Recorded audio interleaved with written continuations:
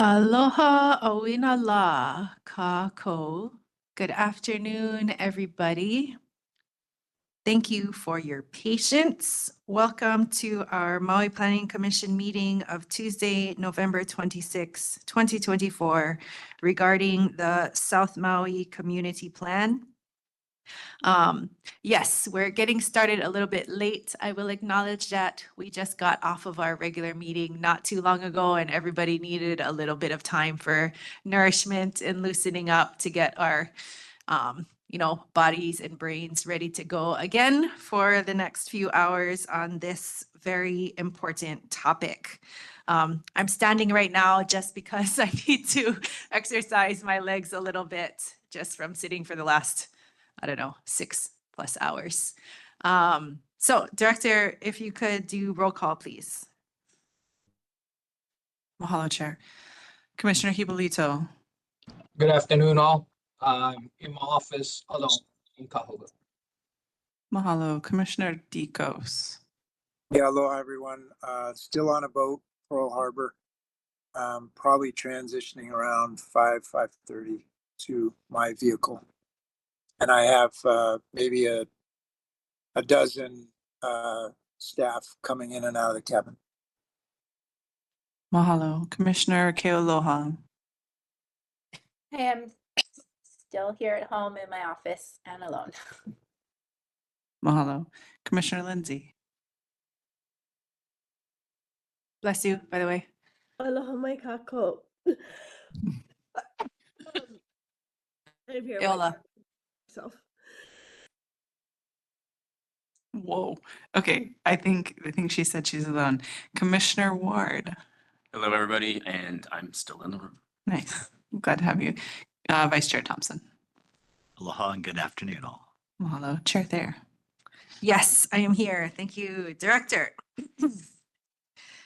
So on our agenda today, we have unfinished business picking up from our last meeting, specifically Section 3, the growth framework. Within that subsection 3.3, sub area 2, North Kihei.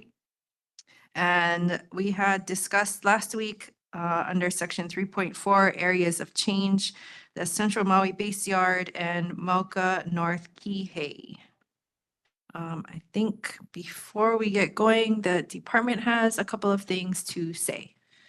Mahalo, Chair. Just a really quick point of clarification to something that I said last time we were together. There was a discussion of potentially adding some additional industrial land to an area outside of the urban growth boundary. At that time, I believe I stated that it would be improper. And I will say, before I say what I'm about to say, that the planning department does not recommend designating areas outside of the urban growth boundary. However, there is a provision within 2.80B090, I think it's F, that allows you, if you choose to do that, we would have to, you can make that recommendation, but you would also need to make a concurrent recommendation to amend the Maui Island Plan. So there's a provision within 2.80B to do that. We have not done this before, so it would be a fun and new challenge for all of us. And also, once this item gets to council, we would need to take up the Maui Island Plan amendment before the council could finalize the community plan, because the Maui Island Plan amendment would have to go first. And I think, I'm not sure if Mr. Hopper is online at this point and can confirm what I'm saying, but we did confer prior to this conversation, and this was what we determined what the path would be. So should the commission choose to designate areas urban designation outside of the existing urban growth boundary, they would also need to make a recommendation to change the Maui Island Plan to include that area in the urban growth boundary.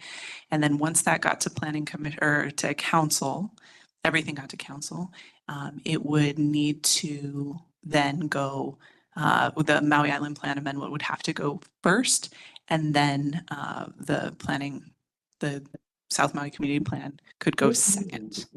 So just wanted to make that clarification. Appreciate all of you for your patience as we're learning things here, and happy to answer any questions that you have. And also, I believe Mr. Hopper is on if you have any questions for him. Thank you, Director. So commissioners, are you all clear on what she was saying? Do you have any clarifying questions? Commissioner Ward? Thank you, Chair. Thank you, Director. Just to jog my memory, this was about the recycling expansion. Is that the area that we're discussing? Jackie is vigorously nodding her head, and I believe, yeah, so it's area that is south of the existing industrial area. We can look at a map, I believe there's yeah, go ahead. There's two different industrial areas that were being proposed for expansion outside of the urban growth boundary.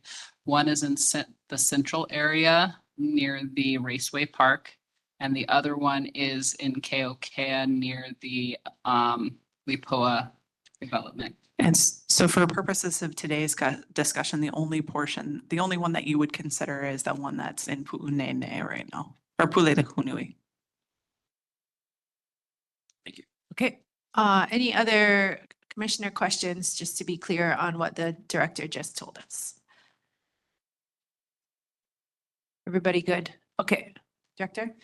I apologize. There's one other item. I believe this was kind of an error in our agenda, and I just want to bring it to everyone's attention. So today we are talking about sub-area 2, which is North Kihei, and the areas of change associated with that area are Central Maui Base Yard and Mauka North Kihei. Item 3 on your agenda under B1, B4, 3, if you follow me on that, says Central Kihei. I recommend that the commission do not take that up since we don't have sub-area 3 on our agenda for today. So I just wanted to make that clear. That is all from the department, from me. Okay. Any clarifying questions there from the commission? Everybody straight on what's before us today? Okay. Seeing no further questions, we can go into public testimony. Thank you, Chair. We have 3 in person, and then we'll go on to online. So first person is Paula Kalanikau, followed by Mike Hill, and then Janice Hill.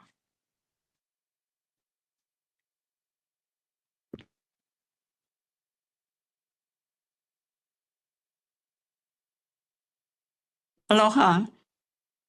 Oinala. Aloha. My name is Paula Kalanikau. I'm a resident of Kulakai, also known as Kihei. I've lived there for the last 61 years. So I have definitely seen a growth in the area. My concern right now is regarding the section you were just discussing. I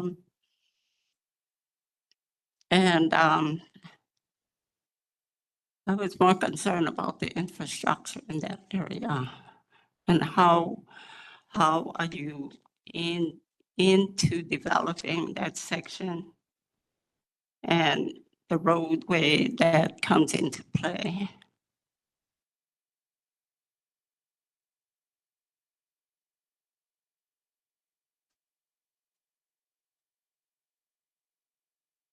Involving also the traffic, water usage. I mean, I'm asking to see how your establishment or how have you established this into your plan?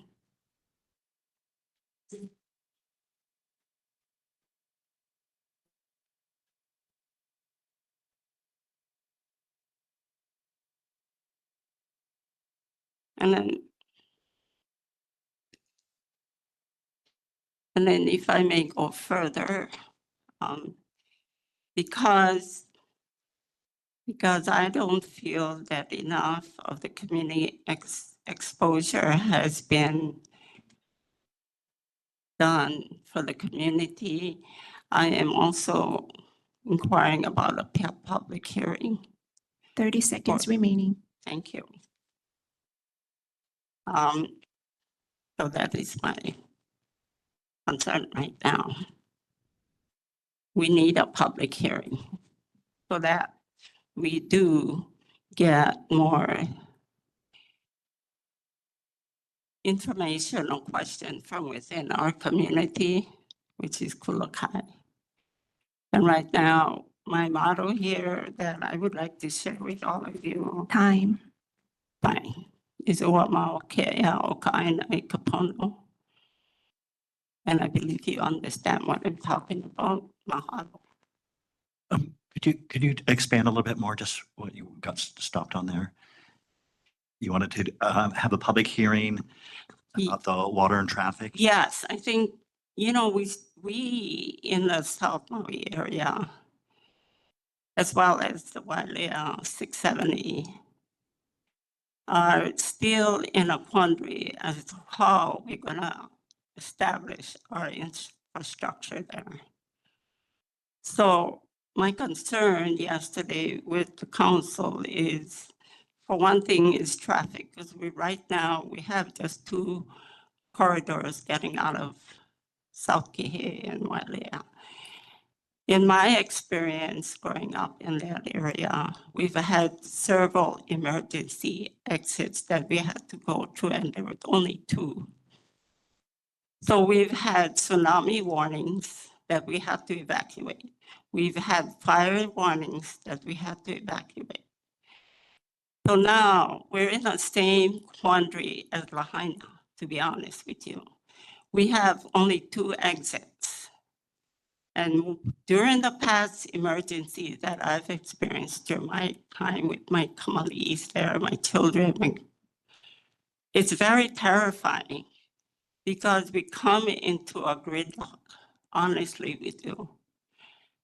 And people are panicking because there's only 2 roads out, and we will come into a gridlock on Veterans Highway, also known as Mokulele.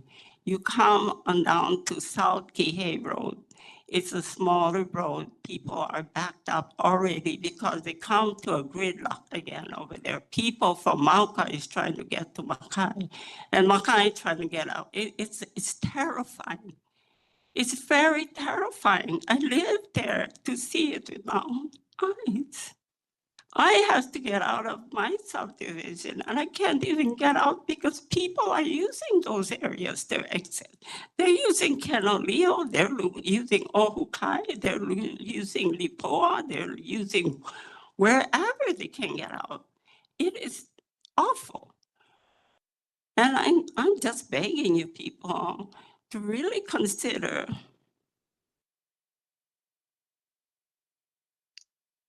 first of all, we need to learn to save lives. We need to learn to save lives as a priority. And that comes into play with what we're talking about right now. We're talking about traffic. We're talking about how we're going to get out. How many? 28,000, almost 30,000 people are down there. And they want to build more. Of course, housing is very important because we in dire need of low housing income homes. And my heart goes out to the people that are suffering and struggling towards this. But we're also gonna think, how are we gonna incorporate the urgency of our exit? Can I ask you one question too? Do you think that, because they proposed a new fire department, do you think that'll be a help there too? Are you questioning? I'm sorry, I didn't hear that. Yeah, so they proposed a new fire station. In fact, I think that was on our Yeah. last meeting for a couple acres. And do you think that would be helpful? Well, currently we have a fire station, yeah, in between Wailea and South Maui station there now, and then we have one Waimahai by Kalama Park. So that is helpful, you know, and they're working their very best to make our place a safe place. I gotta say that. We also are, I understand they just hired some firemen, which had expanded some protection for part of Maui County. But I seen the fire right above our highway, and I was terrified when they had the Lahaina and Kula fire, because it did go down to Kihei, right above where you all talking about in that site. And if that wind, which was like for 75 miles an hour, if that wind, because we couldn't get help from the helicopter, remember, because the wind was so strong, they couldn't fly any flights in. They had to get Oahu military out here 7 p.m. in the evening. But with the wind blowing so hard, thank God that Opala or anything didn't fly across the street, then that would be the end of that part of Kihei, definitely. And Maui Meadows was in threat also.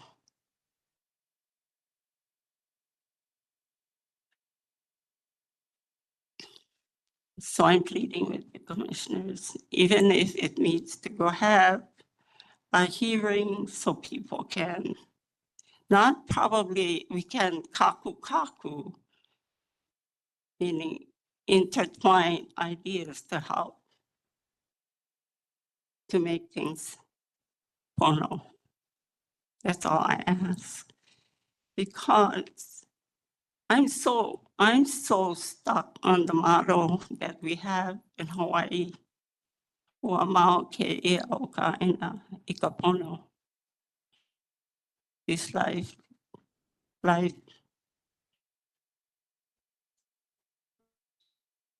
yeah, the life of the land shall be perpetuated in righteousness. And we need to do what is right. This is our motto. We need to do what is pono. And that's all I ask, please. Commissioners, thank you very much. Appreciate it. Hold on, there might be more questions for you. Okay. Commissioners online, any further questions for the testifier? Okay, Commissioner Ward, any questions? Okay, I do want to make sure I heard you correctly. You said your concerns are related to a particular proposed development, or is this for the whole entire South Maui region? Yeah, I think, the proposal will fall into place once we have our infrastructure in order. And that covers the whole 9 yards. And mainly making sure that infrastructure is in place for people to be able to evacuate safely in times of, wildfire, tsunami, or something like Definitely that. tsunami. Because we're in a tsunami in that area. I don't know how many people are aware of that, but it is a tsunami in that area. So you talked a lot about roadway development and traffic. You mentioned one thing about water use. Was there anything specific about? Water, yeah, it comes into part of the infrastructure, I guess, but we are in water limits right now. We cannot use water in South Kihei because of the restriction, and I'm sure PA is not the only one. They're the whole people that have the aquifer from Iao are affected by it. So where's the water coming from otherwise, with the development? Where are we getting all of this if we're on restrictions? And we have a weather problem. We have all these weather problems where we're not getting enough water into our system as we once did. And as I mentioned before, this is only an island that we're on. We're on a little Maui island. We're not in a continent where there's more resources. You understand what I'm coming from? Thank you so much. Mhm. Appreciate it. Any further questions? Okay, yes, mahalo for being here. Yeah. Mhm. Okay, next testifier is Mike Hill to be followed by Janice Hill.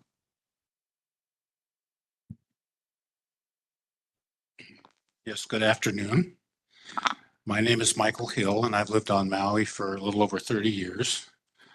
I just want to express, I guess, a concern over, generally in the overdevelopment of the area of South Maui, and it's not happening only in South Maui, but from what I've been made aware is that the Maui Planning Commission actually did a study over a period of 2 years on projecting what the population increase and the need for housing units would be for the next 20 years. Those numbers for housing units came out somewhere between a low estimate of 800 and a high of 1,700. But from what I understand right now, there's over 7,000 housing units that are in some stages of the process. Some have been already approved. Some are still in the planning stage. But if you add up all of these big possible developments that are out there right now, they come to, 6 or 7 times what was projected was going to be needed. The other concern is a lot of those houses are luxury homes. Some of them are going to be multi-million-dollar homes. They're not going to be for local people to live in. There's some areas that are promising affordable housing. We still have to wait and see how that turns out. But to also get back to the issue that Paula was addressing would be for infrastructure for that many new homes and businesses. Again, right now we have gridlock on the Pilani Highway at certain times of the day.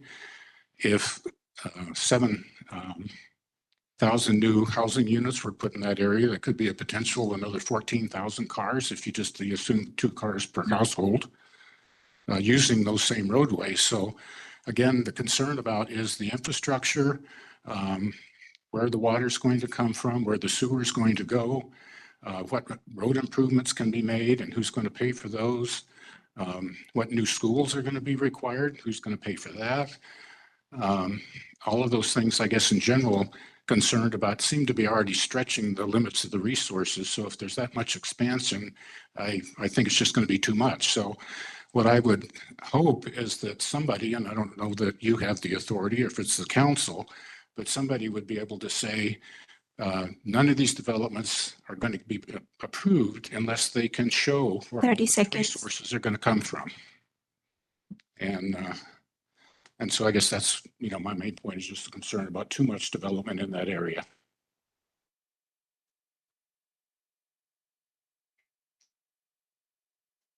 Thank you. Question from Commissioner Dicos. Thank you, Chair. Thank you, Mr. Hill. Can you restate the numbers of the anticipated houses and what resource you got that from? Well, I actually got that from a presentation that was made. Actually, it was at a Maui Tomorrow meeting, and it was a presentation given by Dick Mayer. And he actually had a chart that showed that information. And basically what that showed was that, the Planning Commission had done the study, and that was their projection for the next 20 years until 2045. Now, again, I can't say, personally that I saw those documents and statistics, but that's where they came from. Okay, thank you. Thank you, Mr. Hill. Any further questions for the testifier? Okay. Are there specific projects that you're concerned about, or is it, everything across South Maui as a whole? Okay, speaking to the mic. I actually think there are some proposed projects right now that I think that even the Planning Commission has approved or is in the process of approving. Look at some of the documents for today's agenda that I wouldn't object to. But then there's some I think are going to be horrible projects if they go forward. So again, just in general, I think there's some good ones, there's some bad ones, but in general, there's just too many. Would you be able to say which ones you think are good, and which ones you think are bad? Well, right now, I think that one of the ones I think that you may be going to be addressing is the Piilani Promenade or that started off as, well, you know, the history. It started off as light industrial. It's gone through all kinds of different reiterations and reclassifications. And I think that you were going to recommend that it be classified as a small town center. To me, that seems like a good use for that particular property and probably in a good place. Some of the other projects I'm not as familiar with, but we all just testified at the council hearing last night or yesterday morning that about the Wailea 670 project. And, you know, some of it sounds wonderful and, you know, like new fire station, of course, new fire stations and police stations are always nice. That doesn't really help with a major evacuation on the Piilani Highway. But some of the things they're promising, I'm just not sure if they're going to follow through with. In fact, some of the wording that the council was considering in Bill 172 or 171, I'm sorry, seems to be wording that would almost give them more leeway to get around some of the conditions that they were given going through that process. Now, according to them, the project's been approved, but they want to change the conditions. And so that's the kind of things that I'm still concerned about that I would hate to see happen. Thank you. Appreciate that input. Next testifier. Oh, next testifier is Janice Hill, to be followed by Leilani Pomano. Aloha, wina la kako. My name is Janice Hill. I've lived in Hawaii for 57 years. I lived and taught in Kihei for 37 years at Kihei Elementary, Lokilani Intermediate, and Kamali'i Elementary. And I've seen the growth. And one thing I testified about 5 years ago was that instead of keikioka aina in Kihei, we would soon have keikioka concrete. I am in favor of amending the island plan in all of its phases, in all of the developments that have not already been approved. My assumption is that the RNT park has been a done deal. They're already going to build enough homes in that area for what was projected to be needed, even without 670, even without any of the McKenna Wailea things, even without any of the North Kihei things. And I don't know anything about the Mokulele Highway thing by the Humane Society or car park or whatever it is. I don't know where they're going to get the water for that. But my concerns, again, are infrastructure. And I appreciate you giving Paula more time, because yesterday we wanted to renege our time for 3 minutes down to 2 minutes. And then they spent 20 minutes in the council arguing about that and voting on it 3 times till we still didn't get our 3 minutes. So I appreciate you allowing her more time. I can conclude really soon. None of these developments have addressed properly the water sources, nor the sewage, nor the roads, nor the exit plan if there's a fire or a flood or a tsunami or any other kind of disaster. So I propose a moratorium on all development that hasn't already been approved until we can get a public hearing. Because it seemed like the council yesterday, 5 out of 4 of them did not really care what we had to say, and they wanted it done in a minute. And so I'm glad that you're giving us a little more time than the 3 minutes I know we're supposed to speak. However, we don't need any more luxury housing. We only need residential workforce housing. And so all the promises that these developers have given us to comply with their permits for the luxury Ladies, dwellings please. for non-resident millionaires, it's not pono. And I agree with Paula. O mauki o kaini pono. And pono can mean many things. Yesterday, Paula said it doesn't mean richness. It means righteousness. And to me, righteousness also means right useness. And right now, I say enough already. Mahalo. Mahalo for testimony. 1 second. Are there any questions from the commission for the testifier? The question on seeking a public hearing, would that, so something different than what's going on here, you're saying? Oh, absolutely different. For example, a lot of this stuff that's been going on is behind closed doors where the public don't even know about it, versus allowing a public hearing. And so far as I know, and I could be very wrong about this because the Maui News is now only once a week and we don't read it that, anymore. So to me, we need a moratorium until we can figure this out. And again, what I was saying, so far as I know, we've had maybe 3 public hearings in Kula about the water and the fires, and an endless amount of hearings in Lahaina because that's so necessary right now.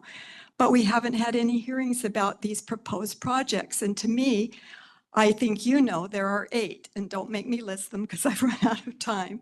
So if you ask South Maui, North Maui, I say enough already to all of it, because we've got enough already in the R&T park, and we don't even know where that road's going to go. Are they going to continue Lipoa all the way up country and have that be the collector road that they've promised for 30 years and can't decide North Kihei, Mid Kihei, South Kihei, where are they going to put the road? We've been waiting for that road forever. It could be one possible exit for an emergency. But so far, the joke is all we've got in South Kihei is we jump in that water and swim to Kaho'olawe unless they build us a bridge, because there's no way out. The end of Pi'ilani Highway ends at Wailea. Who's going to pay for that to continue to all the development down in McKenna? I don't know the answer, so I'm against it. Thanks. No, thank you. And I just, thinking about this question, because I'm curious how you found out about this meeting. Online, because Paula and I tried to get on WebEx last week to a planning commission meeting, and all the pilikia involved in some codes and this and that meant we better show up in person because we can't even get on WebEx to testify. We're a little bit too old for that. I'm an old dog. This is a new trick. So here we are in person without our 15 copies of testimony because mostly we just don't have it. No, yeah. No, I'm glad you're here, and I'm a huge proponent for as much public testimony as possible. So I'm glad you're here today, and it's been great to hear from the 3 of you. And so just for your sake, so we've been doing these meetings almost every 2 weeks at this time, and we're going over the South Maui Community Plan, which, as you I think are aware, it's for all of South Maui, but this is like a great place for you to voice your opinions, because I don't know that we've heard from anybody like you folks previously. It's too in the hard to meetings do. we've had. Yes. We finally figured it out that, hey, they're going to have a real meeting here. And we were told that, hey, most everybody's going to be online anyway. We thought we might be the only ones in the room. And then we wouldn't even know how to do this. So I appreciate that so much, but we need a public hearing because we know hundreds of people in South Maui that would be willing to testify, but they don't know how to do all this either. And they're busy working. 10 o'clock at the council yesterday, they're working. All our kids are working. I have 2 daughters that are working. They'd love to come testify. My 5 grandchildren live Waikapu and Maui Meadows. We all care, but we're retired, and we finally figured this out today. And we were pretty nervous about doing it, just like we were really nervous about yesterday. So thank you for listening. Sure. Mahalo. Commissioner Ward. Thank you, Chair. So you weren't aware of the South Maui Community Plan Advisory Group that went on for about a year. Was it during COVID? No, it Oh. was, I'm gonna get my years wrong, 22 to 23. Is that right? 2022 to year 2023 South Advisory Plan. So we met every week every Wednesday for about 4 hours. So I just was more inquiring if you had not heard about that, because it was a long process. But we certainly were accepting testimony and things of that nature. So to me, it's important to hear that if you did not know about it, that as other regions do their community plans, that we help suggest alternative ways maybe for more awareness. If we had heard about it, we would have been there. Yeah, so going forward, because we are gonna have at least meetings through February probably on this topic. So it'll be, this location probably at this time, 3 to 7 on the second and fourth Tuesdays of the month Mhm. that we'll be going over this. And so, yeah, I think our in-person meetings will be here. We might have one or, no more in South Maui. Okay, yeah, so all the meetings on this will be here. Again, the second and fourth Tuesdays of the month, but we only have one in December. And then January, we'll have 2 meetings. In February, we should have 2 meetings on this topic. So, tell everybody, that if they can also submit written testimony. So if they want to, put a letter together or even bullet points, you don't have to, make it pretty necessarily, just whatever thoughts you can put down on paper and email that to the planning department if you know how to do that. We'll figure all that out. Right now, we're just enough already. And so what I really need is to know whose kuleana it is for us to apply for a public hearing. Well, this effectively is taking the place of a public hearing. So this would be the time for the community to do it like what you're doing right now, stand up and provide testimony and share your thoughts. And this body, the Planning Commission, will do our best to incorporate all your thoughts into our draft of this plan that will be fed up to County Council, and then County Council will take our recommendations and the recommendations from the advisory committee that Commissioner Ward said met previously, and Council will have the ultimate deliberation and putting into action or enacting the plan.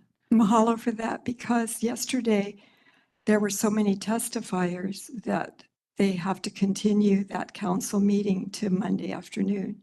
Yeah, so it's kind of related but separate, because that was specific to Wailea 670, right? Correct. Which is in South Maui. So there are some policies within this South Maui community plan that may affect like the character of how that development takes shape and what it looks like and things. But as far as, what happens specifically with Wailea 670, which was what Council was discussing, yes, that's going to be continue with them. And separate. So how could we get information about the Mokulele development? I'll let the director speak.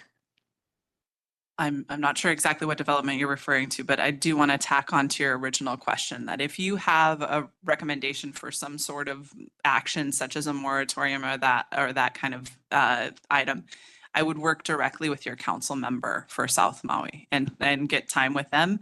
You could also talk to any council member, right? They're elected at large, and so I can't promise that they'll all return your calls, but you're certainly welcome to reach out to them because they can originate things like that. So I wanted to just address that. If you can, I'm not allowed to ask this, but can I have her clarify which project she's talking about? Oh yeah, the Mokulele project, yeah. Well, I don't know what it's called, but I've heard all kinds of iterations. That it's across the street from the race park, kind of near the Humane Society. So I don't even know where that is. Yeah. Does it mean, and who owned it? Was it A and B? Is it Mahipono that has it now? It could be so there's a couple different projects that are occurring in that In area. Pule? So the state has responsibility for a big project that's Pulehunui. And that project might be what you're talking about. That's a jail site and some industrial and a bunch of other things. There's many iterations of that. I do understand that HCDA, the Hawaii Community Development Authority, is I believe they're taking the lead on that coordination of that project, so you can contact them directly. But if it's a different project, there's also some additional industrial expansion. Is that something further north that's closer to the Humane Society? Maybe not. So the other project, yeah, then the other project is the DHHL, Department of Hawaiian Homeland's Pulehunui project, which is just a little bit south. Well, that's already been approved, and I'm totally in favor of anything Hawaiian Homes. Yeah, so I'm not sure which project you're referring to, and you're certainly welcome to talk to me when we have a break and I can try to narrow it down for you, but that is the extent of the information that I have that I can provide. Okay, so for a little bit of breaking down the promenade, and then I guess it would be Kulani Hakoi area near the high school. There would be the old Haleakala Ranch and the oh, I'm trying to think of the name of the other section, but I would be in favor of affordable housing in that area because the high school is already Mauka of the highway up in there, so. Mahalo. Yes, thank you. So yeah, oh.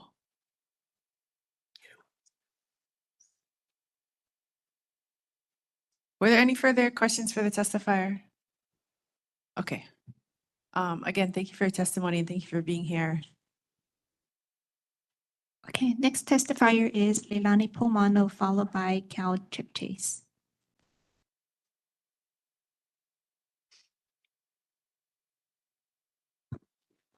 Good afternoon, Chair and Commissioners. My name is Leilani Pomano with Pacific Rim Land. First, I'd like to say that, actually apologize because we have not been involved in the community plan process until now, and particularly for this parcel that I had submitted previous testimony for, which is parcel 38008005. It doesn't have a name.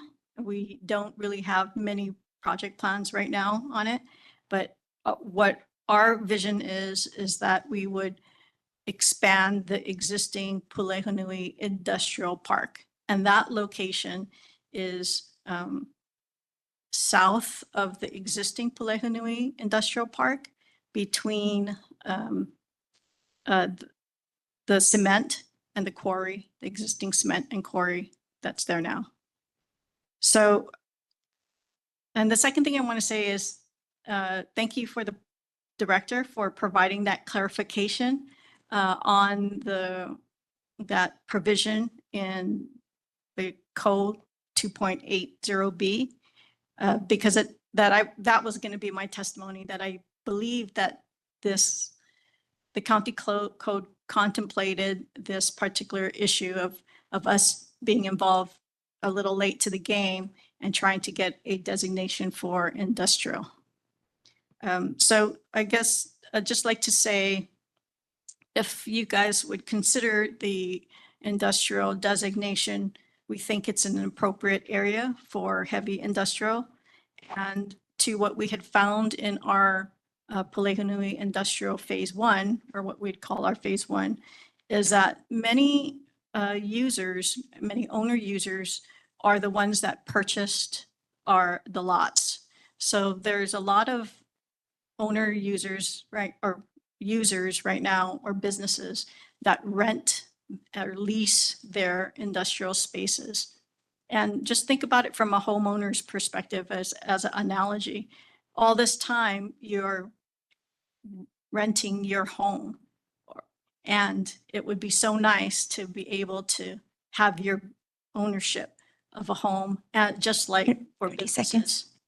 businesses. So we ask that if you would consider changing that designation to, right now it's just agriculture, to industrial.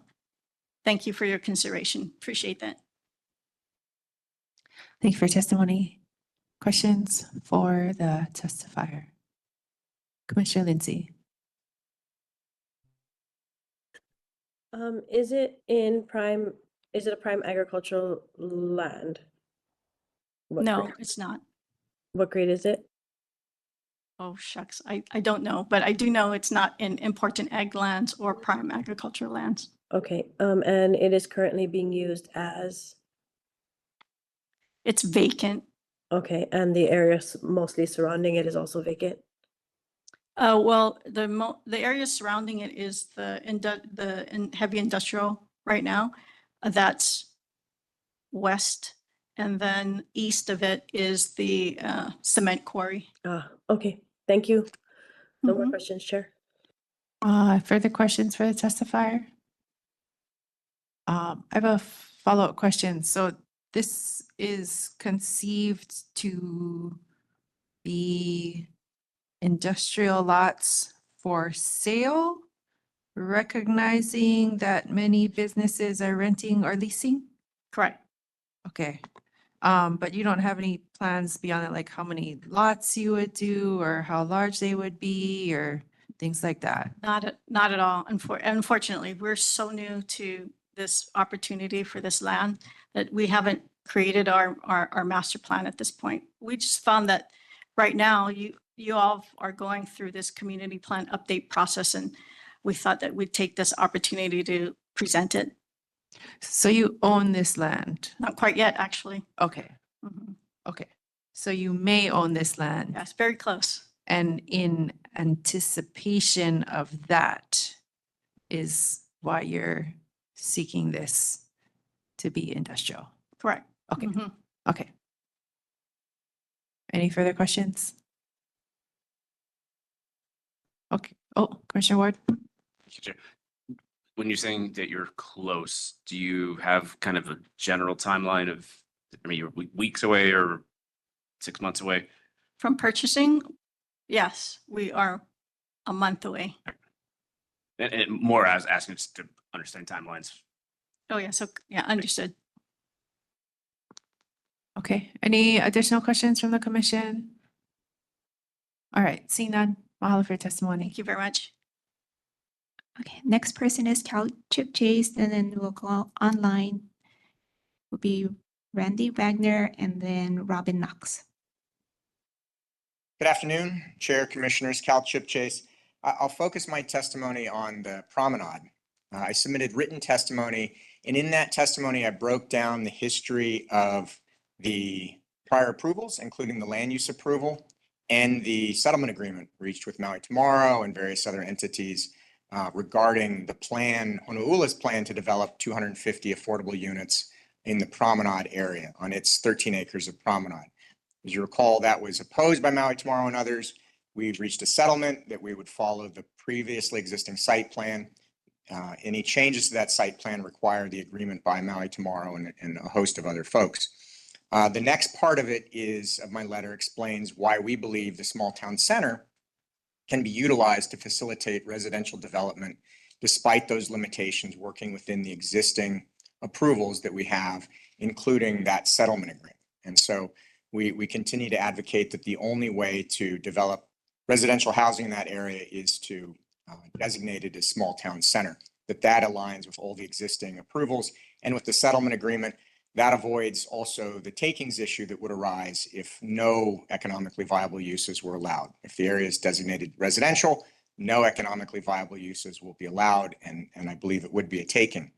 I wanted to add to that a statement to address the concern that the developer really just wants to develop commercial units there. Says residential, but in fact wants to designate or do residential because that's more profitable. With respect, that's a profound misunderstanding of the economics of Maui.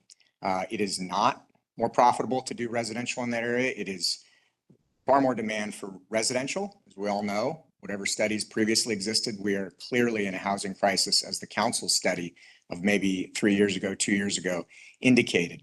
So to address that concern, but still remain consistent with the zoning and other approvals that we have, I would propose a text limitation to accompany the plan map.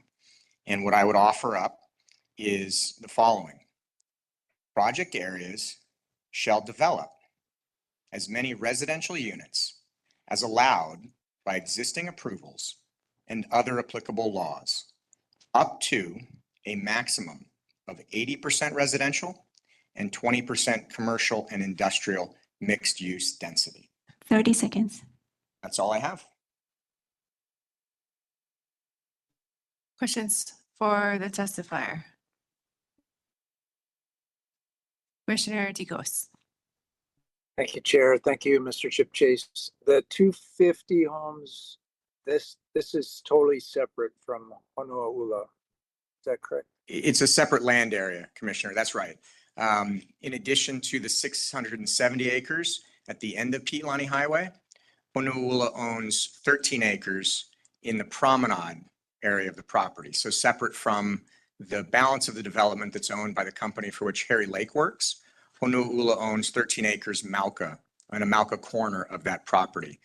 Originally, the plan was to put 250 affordable units on that 13 acres. That was opposed and the settlement was reached as I described. The Honolulu project will develop all of its affordable housing on site. Okay, thank you. Thank you, Chair. You're welcome, Commissioner. Further questions for the testifier? Commissioner Ward? Thank you, Chair. Thank you for your testimony. The statement that you had just provided is your offering of the 80 to maximum of 80, 20%. Has that been submitted as written testimony? I don't believe that I have submitted that specific phrase as written testimony. The concept, I think, is in, but I was trying to think of how I would phrase that. That's my proposal to you, and look forward to any feedback you can offer here, or if you'd like me to submit it in a different way, I'm glad to. If you could submit that in writing, that would be helpful. Will do. Thank you. Vice Chair? And thank you, Mr. Chipchase. So how do we ensure that you guys would actually do that and not just abandon it all and put up a bunch of Toys R Us or something? Well, I have to go back in time and make Toys R Us a going company again. It would actually function. But assuming I got that time machine, the text language that I proposed would do that. And so we would be obliged as part of the compliance with the community plan to develop as much residential as allowed by our existing entitlements and otherwise by law. When you go in for subdivision approval, compliance with the community plan is one of the items that you need to address.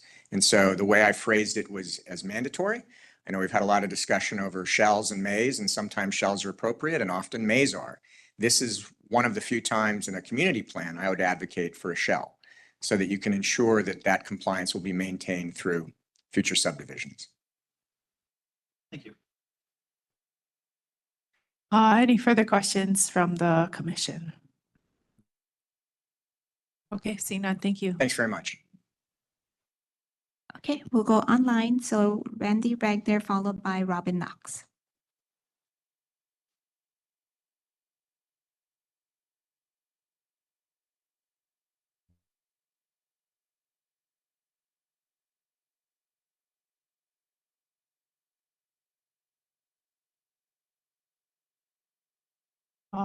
Randy Wagner, are you online?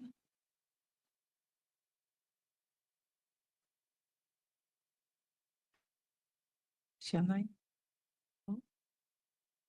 Can you hear us?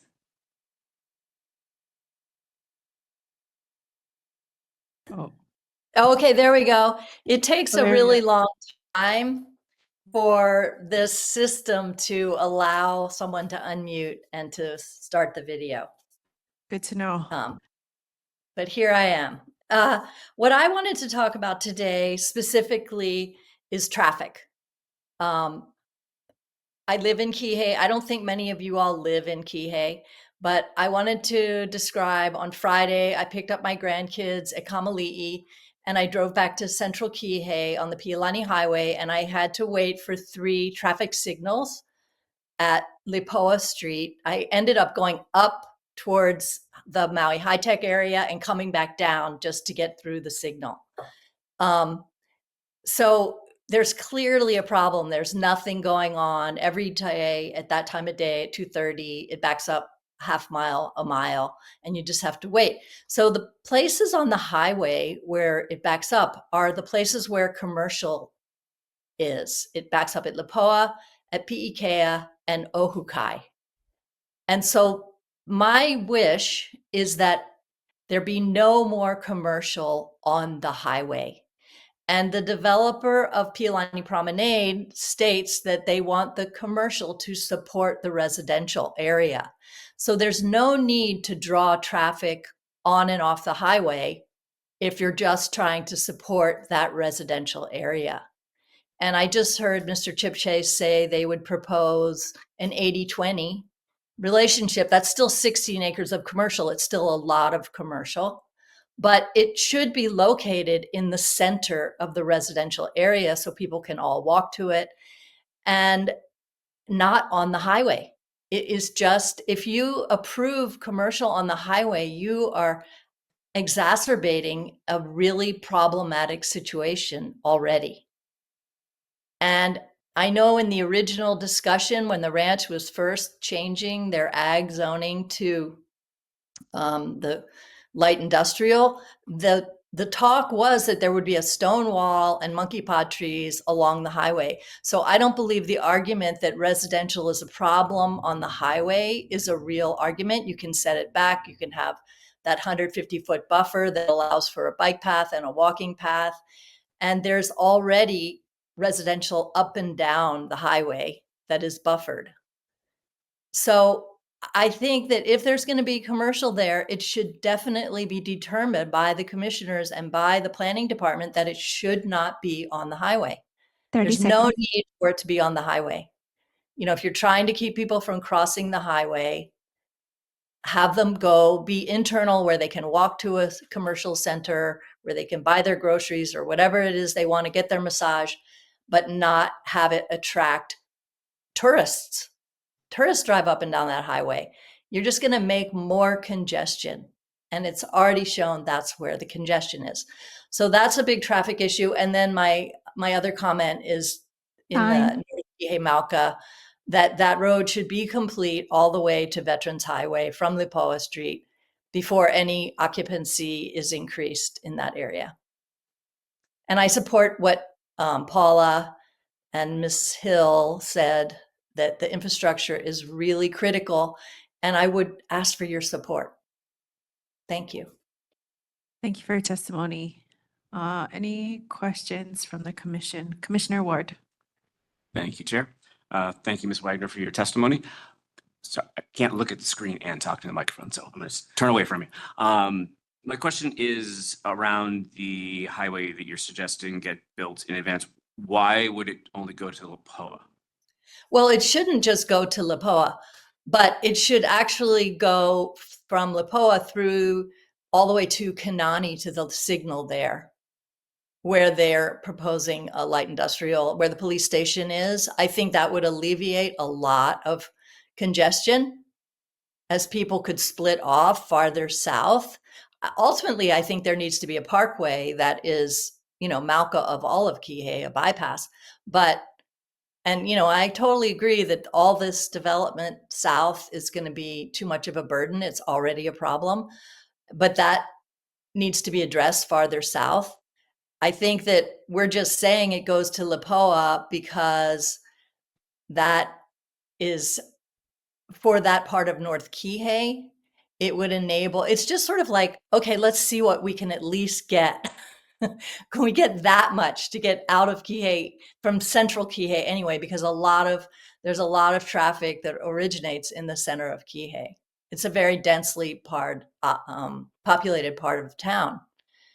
So if you could go up Lipoa and out to the Veterans Highway, it would be huge. Completely agree. Would it be fair to say that you would support from Lipoa down further into South Maui? Yes, I'm saying, yeah, I already see where it could go. It would go from there to the Kanani Road intersection where there's already a signal. Thank you. And there's already some road. Right. And that would get it even further south. That's all.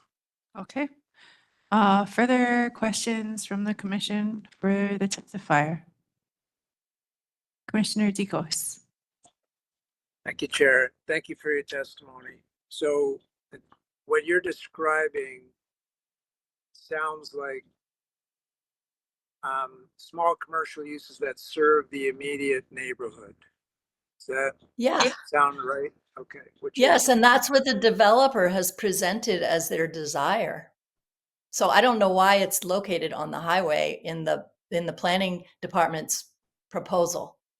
Okay, that's the description of residential zoning. So I just wanted to make sure that aligns with what you're talking about. Right. I'm totally for residential zoning with only neighborhood centers.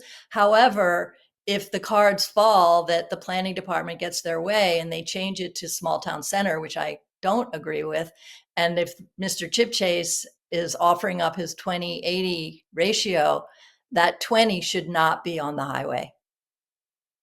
Okay, and you also mentioned neighborhood center, but that's commercial uses that service neighborhoods up to 1/4 mile away. So you would be Yeah. fine with that. Okay. Absolutely. That would be the ideal Okay. for the Thank you. community, for the benefit of the community and for the ability of the highway to function as best it can, given its limited state. Okay. Thank you. Thank you, Chair. Thank you. Sure. Any further questions from the commission? Okay, seeing none, thank you again for your testimony. Thank Okay, Next you. testifier. Oh, sorry. Next testifier is Robin Knox to be followed by Johan Law.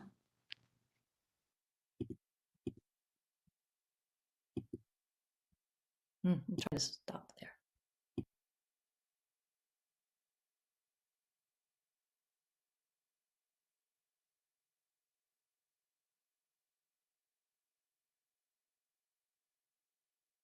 She's online.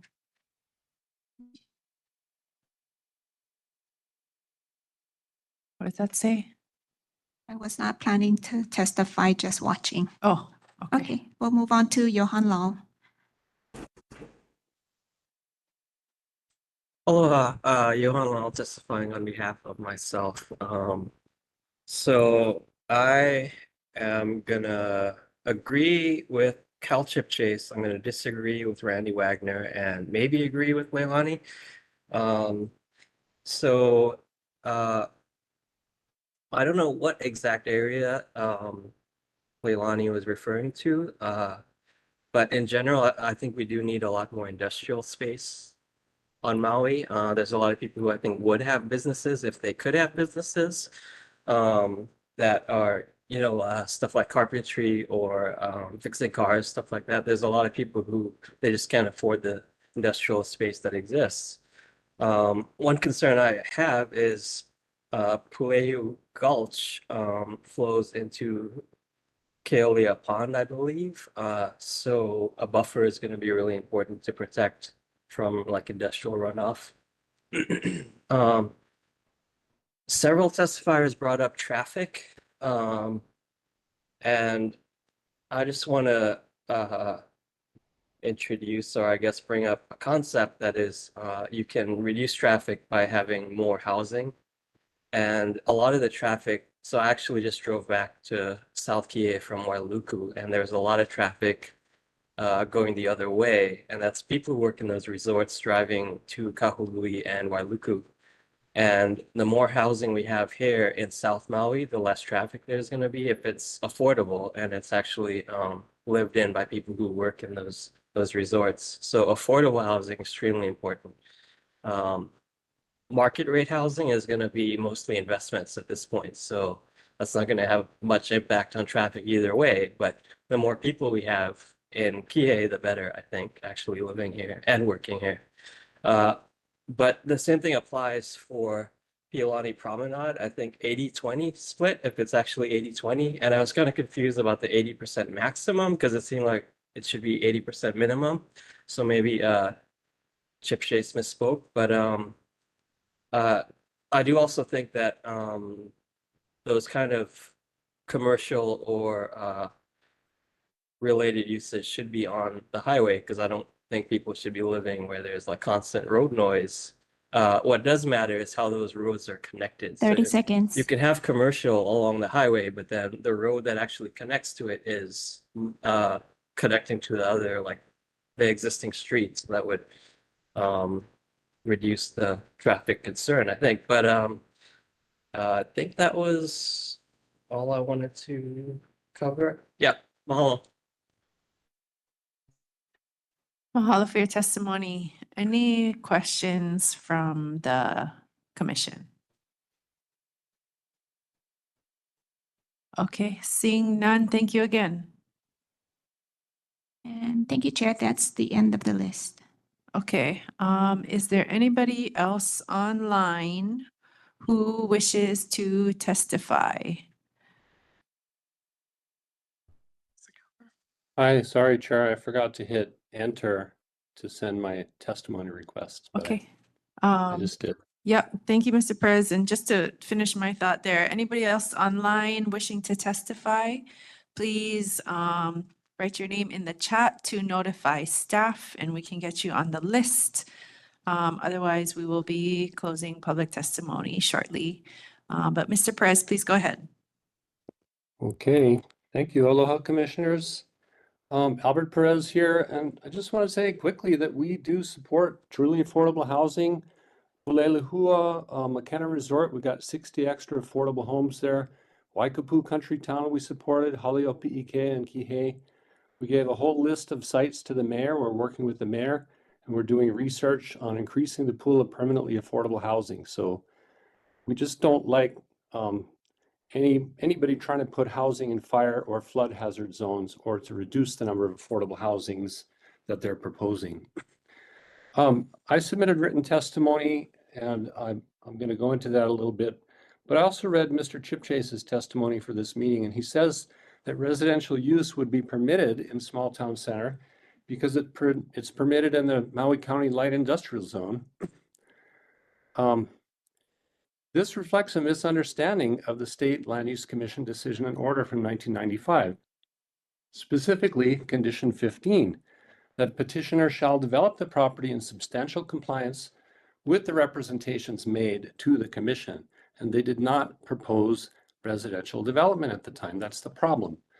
So, and they said in 2013 that both the mega mall proposal and the residential proposal would violate the 1995 decision and order. They reiterated that in paragraph F of the 2020 stipulation that we all signed. It would violate conditions 5 and 15 and 17. So once again, residential use is not currently allowed on these 88 acres, but the community plan designation will not change that regardless of whether it's small town center or residential.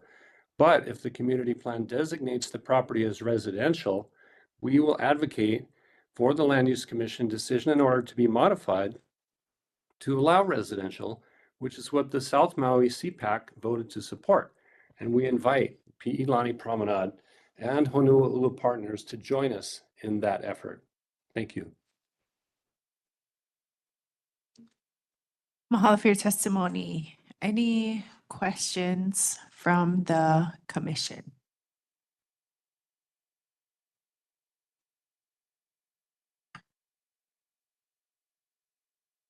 Okay, seeing none. Mahalo again for your testimony. Aloha. Anybody else sign up to testify? Okay, last call for testimony.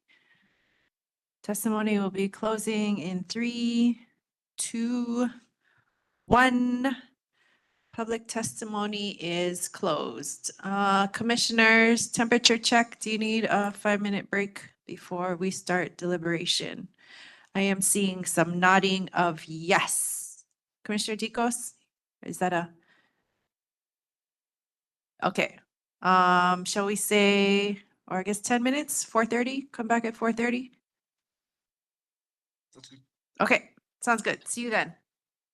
So welcome back, everybody, to our Maui Planning Commission meeting of Tuesday, November 26, 2024, regarding the South Maui Community Plan.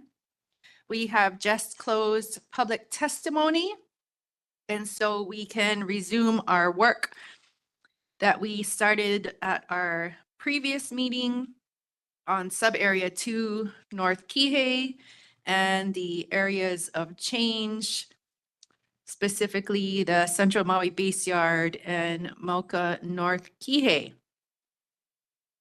So, Chair, before you continue, your camera is off. oh, our camera is not showing. Please stand by. Showing now, I think so. Okay.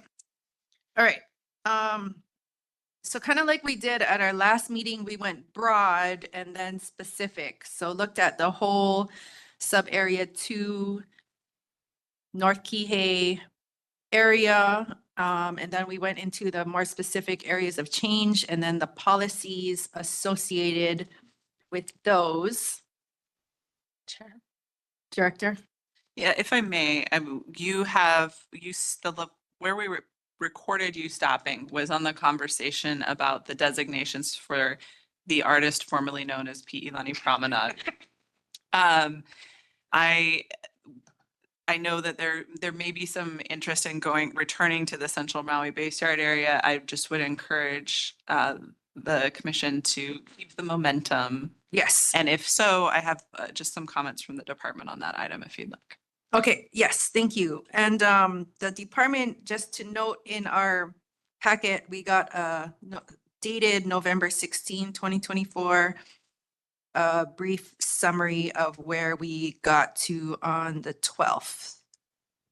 So everybody has that reference also, right? Yes. Yeah, okay. So go ahead, Director. Mahalo. So for P. Ilani Promenade, which is how I'll refer to it from here on forward, I think through the discussion, we're going to recommend, so our letter from, I can't remember the date on our proposed amendments. I'm looking to staff but it was within your packet. So you've been referring to this letter throughout. We recommended, the department recommendation was a mix of small town center and residential. So the residential portion being more Mauka. I think it's important to reiterate here that small town center is a mixed use designation. And especially if paired with the existing area of change policy 3.5.8 on page 93, if I'm not mistaken. Thank you. Paired with that, you would achieve the mix of residential and commercial that is being discussed and was proposed by Mr. Chip Chase and has been discussed with the community as a kind of a good blend of those things. So I just want to make that comment that we would recommend just being consistent and making it all small town center. If you want to amend the area of change policy to, ask that the residential be away from the highway, as was discussed by a testifier, you may do something like that. But I just wanted to be clear about our recommendation there. That is all. Yep, thank you. Commissioners, you all got that? Do you have any clarifying questions for the director?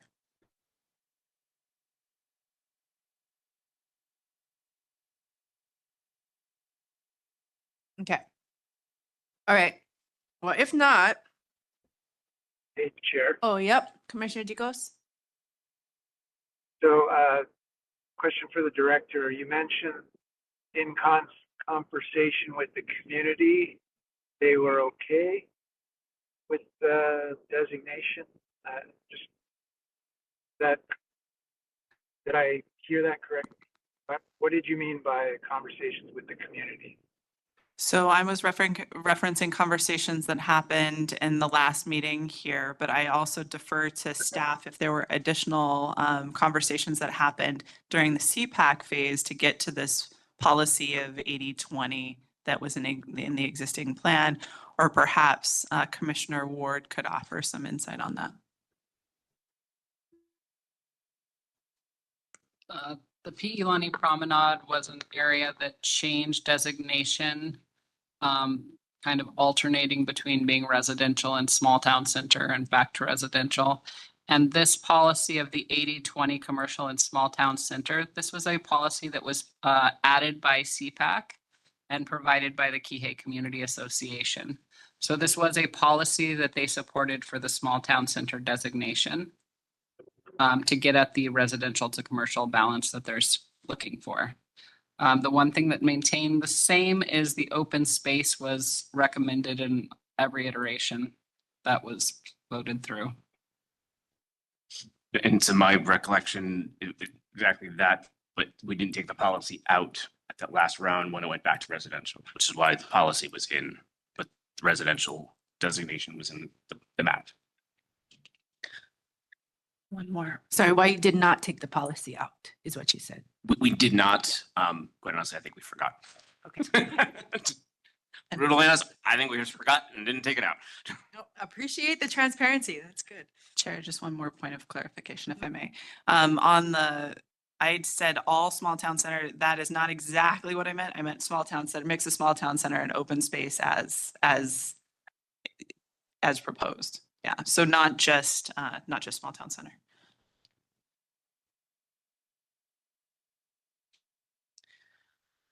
So yes, we had pretty extensive deliberation on this at our last meeting. If you all recall. So I'd be happy to make a motion. sure, go ahead, Commissioner Ward. Thank you, Chair. So I would move to accept the planning department's changes to make the promenade a small town center. Mommy, you're a good driver, Elijah says. Whoa, somebody has their sound on The trash can outside, We can even all after I told him hear to. Hopper, your conversation. Okay. Sorry, clarifying your motion, the department recommendation in their memo from September 23rd. No, was what the director actually just presented, because the November 16th memo. Wait, bear with me. The November 16th, So you're looking at this one? that's the September 23rd. Anyway, So September 23rd, that one was split between residential and small town center. I Okay. don't believe we received the updated. okay, so you're saying all small town center for all 4 of those parcels? Correct. Okay, Chair, if I may, just Yes. with the exception of the areas designated as open space in our recommendation, just to make that very, very clear. yeah, no, appreciate it. So Commissioner Lindsay, I think you saw a second? Yeah, and you got the clarification, yeah. Okay. So would you like to speak to your motion? Sure. I think that one, going back to the information we received from Corp Council, being consistent of one land use designation was important. And based on Corp Council's recommendation stating that they felt small town center was the appropriate designation based on the current terms of the settlement, would be my second reason. But actually, my primary reason is that I believe that it actually follows suit to what the goal of the South Maui Plan is, which is creating walkable communities where they can be next to jobs, they're next to schools, they're next to parks, and it's convenient, and they're not going to have to get into cars and drive other places. And I think looking at the whole holistic picture of that one specific parcel, but then the surrounding parcels, it does kind of blend in. The last point that I would make is if you actually look at the whole South Maui map and you look at where the ranches are proposing putting their kind of neighborhood community or neighborhood centers, and then you look at where kind of on South Kihei Road is kind of the small time center concept, it actually does basically an up and down across the highway if you look at the whole entire stretch, and there really aren't bubbles where they're overlapping. So from that in itself, just looking at it kind of goes up and down and up and down. So for that in itself, to me, that's accomplishing what we want the plan to actually do. So that was a little long-winded, sorry. No, thank you. That was thorough. Commissioner Lindsay, as the second, would you like to speak to your motion? I have nothing to add to that except that Commissioner Ward was there through this whole process. So I trust his judgment being from the area.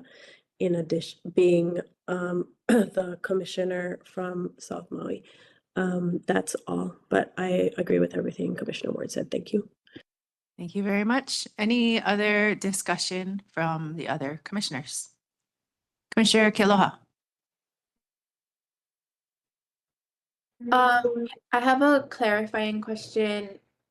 Does this motion, so what I'm looking at is the September 23rd recommendations that and the 3 pictures on page 2.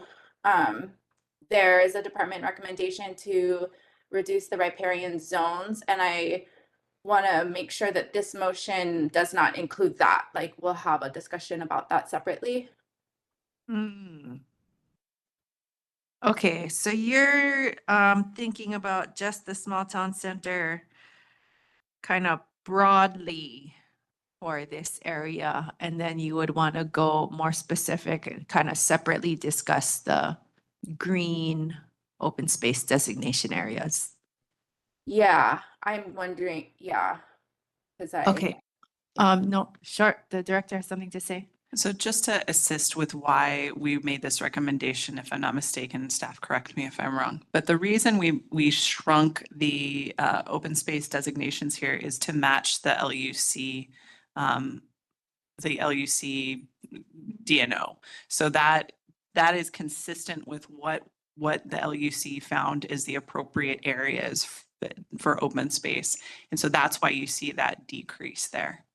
And staff is nodding, which implies to me that I'm remembering this correctly.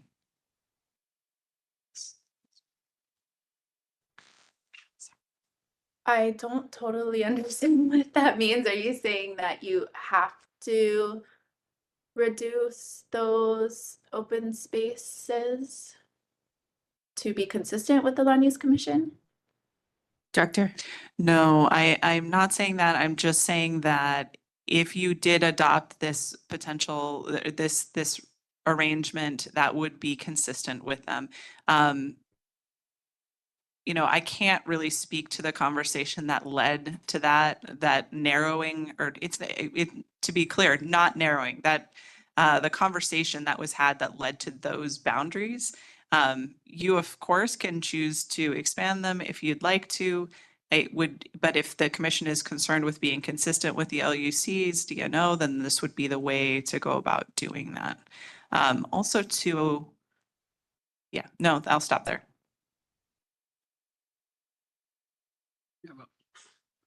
Ms. Conquich? The area around what looks like a leg with a cast on it, was expanded because that is supposed to be a dark sky area.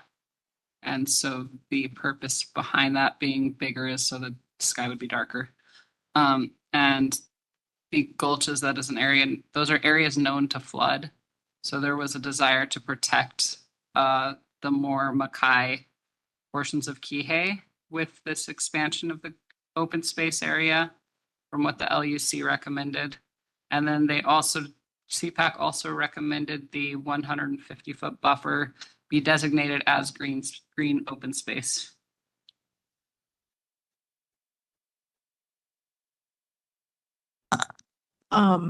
Is that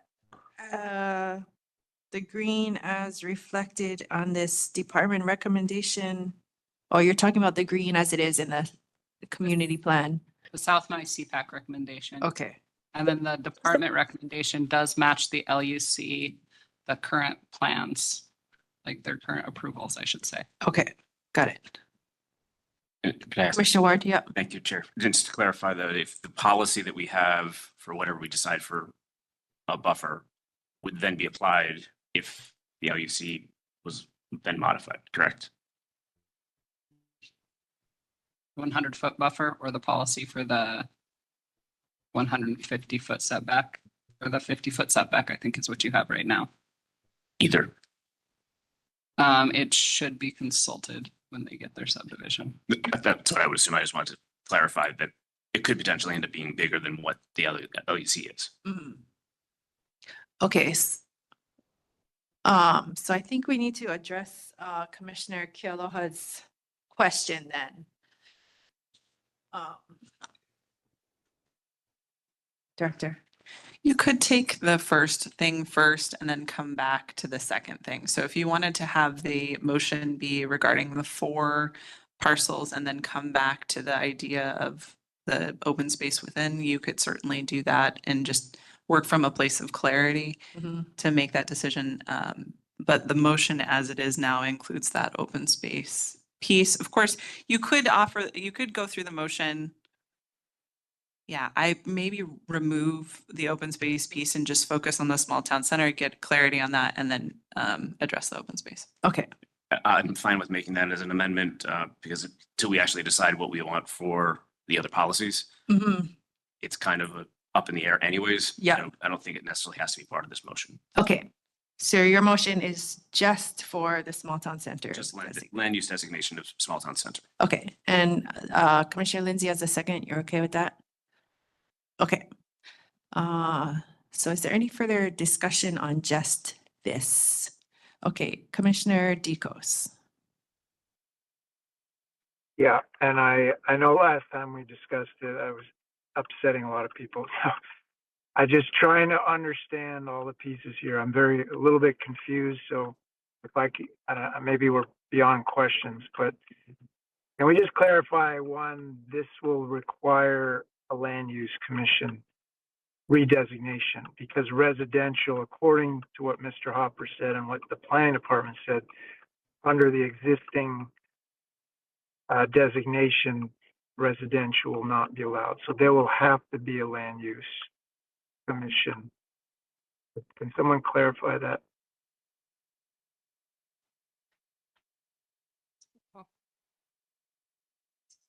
Mr. Hopper, are you online?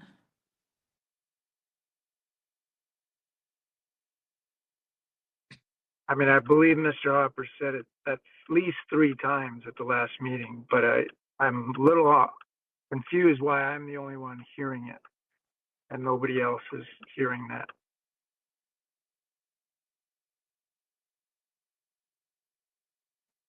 Maybe the planning. Chair, can you hear me? Department. Sorry. Yes, go I ahead. had trouble unmuting.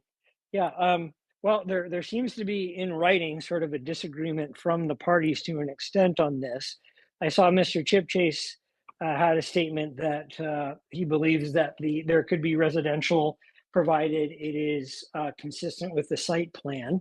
I know Mr. Perez, representing another one of the parties to the agreement, believes there sounded like in his testimony there can be no residential uses. My understanding was in the discussion of the project before the Land Use Commission, when there were proposed 250 workforce units there, the issue was that the Land Use Commission didn't review potential traffic impacts with respect to residential uses. And though the light industrial zoning allowed for residential uses in the form of apartments, that the commission determined that in that particular case, residential uses were not consistent with the decision and order, and therefore they had to build basically in accordance with the site plan attached to that settlement agreement, something that was consistent with the original proposal, which my understanding and remembering that proceeding was that you couldn't do residential uses because that was not considered by the commission. But again, we could more fully review that background. And there's nothing in the actual settlement agreement that specifies a breakdown of uses. That potentially would have been helpful, but I don't think the parties had necessarily an agreement on that, such as the percentage of light industrial to commercial to any residential. I don't think it gets that specific, but I would have a concern about residential being here without going to the Land Use Commission. And so if someone wanted to do that, if it was designated residential in the plan, but the Land Use Commission decision order didn't allow that, they would need to go to the Land Use Commission before getting, I think, potentially further development approvals in the form of a motion to amend the decision and order to allow for, to more specifically allow for residential uses. But there does appear to be some disagreement from potentially the landowner on whether they could do some residential under this settlement agreement. Perhaps the parties need to sit down and discuss this in more detail. But my recollection of those proceedings and being there for a pretty long time was that residential was something that would be allowed under the zoning, but that the Land Use Commission believed wasn't something that was allowed by the representations of the parties. There's also the State Office of Planning who was involved, and they could potentially be another party to consult on their opinion on whether any residential uses are currently allowed under the decision and order. They might have something to say on that too, because they're an automatic party to all land use commission proceedings as well. Thank you, Mr. Hopper. Before we go back to you, Commissioner Dicos, Director has something else to add. Mahalo, Chair. I just want to add that, everything that Mr. Hopper said is correct. Everything that Mr. Chip Chase said is correct. Everything that Mr. Perez said is correct. But the issue that is in front of you right now is whether or not the South Maui Community Plan should say small town center, residential, or some other designation. It does not really matter what the Land Use Commission said on this particular case. And so my comment regarding open space stands as in the same vein, right? If you wanted to expand your open space designation there, you could. If you wanted to put all small town center, you could. And I just highly recommend that the commission consider the issue at hand and not allow the future activities of the Land Commission impact your decision-making on this subject matter. Your job is to consider what the community said they wanted in this space and apply that. And if, you can let the parties go at it after this plan is adopted. That is just the advice that I would like to offer to the commission as you do your deliberations. Thank you. Commissioner Dicos. So, and that's the fourth time Mr. Hopper's mentioned that. So I think a lot of the push away from residential to small town center was the argument that you would have to go back to the Land Use Commission if you designed it, if you designated it residential. But I'm pretty sure Mr. Hopper just said it once again. It's the special conditions under this parcel is going to make hard for any residential, which would require. So I just wanted, this is not my opinion. That was our Corp Council. Now to address what the director just said, again, I'm not pushing residential. That came with the plan. And as we all want to do is protect as much as we can what the community requested. All the testimony, I didn't hear any testimony suggesting they wanted small town center other than from the development. So I'm a little confused about this was a mistake that happened and they really wanted it to be small town center and they accidentally left it. So again, I'm not trying to push my agenda here. I'm just trying to, make 1 + 1 = 2 here. So is that what happened? Can you clarify this mistake and why there isn't any testimony saying, yeah, we mistakenly called it residential. We wanted it to be small town center. Chair, if I may. Yep, go ahead. Thank you, Mr. Dicos. So again, to the best of my recollection, the original designation that CPAC did apply was small town center. We then, with that, we wanted to have a policy that supported putting residential in, which is why the 35.8, I believe it is, was put into the plan. At the very end of CPAC, it was then switched over residential, and we did not remove the policy that stated we wanted the 80-20 split. That's what I was referring to. That was the error, that we just didn't pull that out, but it was put in when we originally made the initial land use designation. And that was again to protect the residential side. Sorry, did you forget to remove the 80-20? We forgot to remove, well, I'm saying we forgot, I'll say, I did not remember to make a suggestion to remove 35.8 because that was tied to the small town center. It was no longer applicable if it was residential.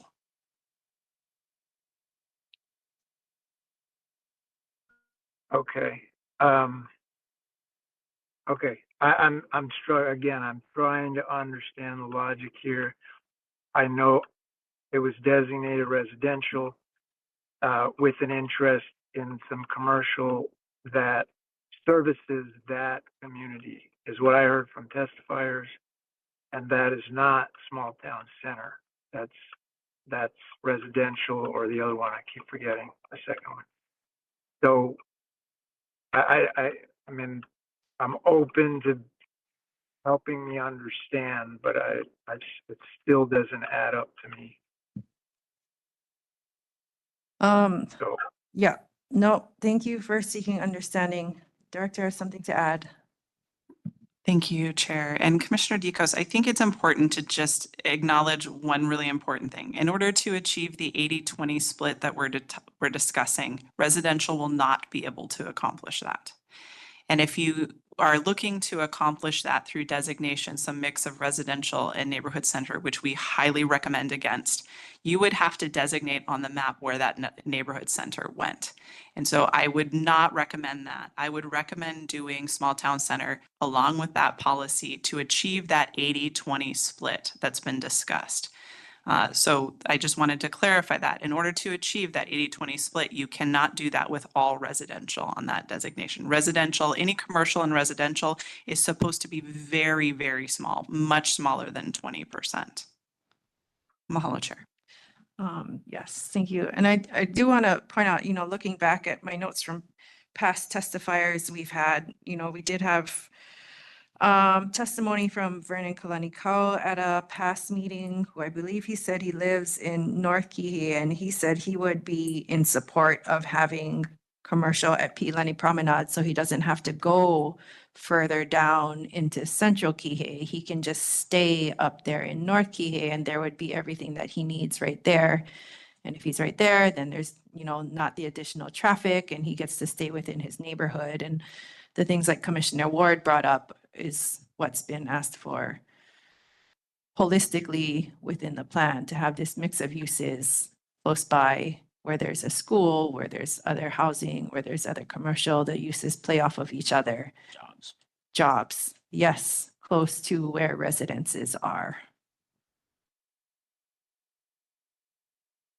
right, which residential does allow, as does I keep forgetting the other one. But what I hear from the director is, even though it's not in the definition, there is a percentage allowance that gets tagged on to those two descriptions, and that would prevent a 80-20.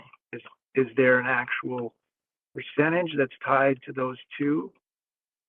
Because it obviously states in there, I don't have it in front of me, but it states serving the immediate community, the immediate neighborhood, right? Where small town center is serving the neighboring, the neighboring. So that's going to pull commercial away from neighboring neighborhoods, which was a concern.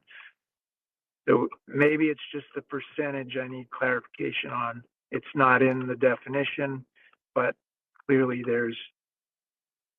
it should be, or there's an implication of a percentage.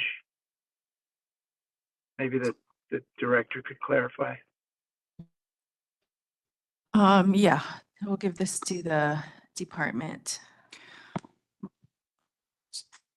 So this is Jackie from the Planning Department. So the community plan designations are more conceptual.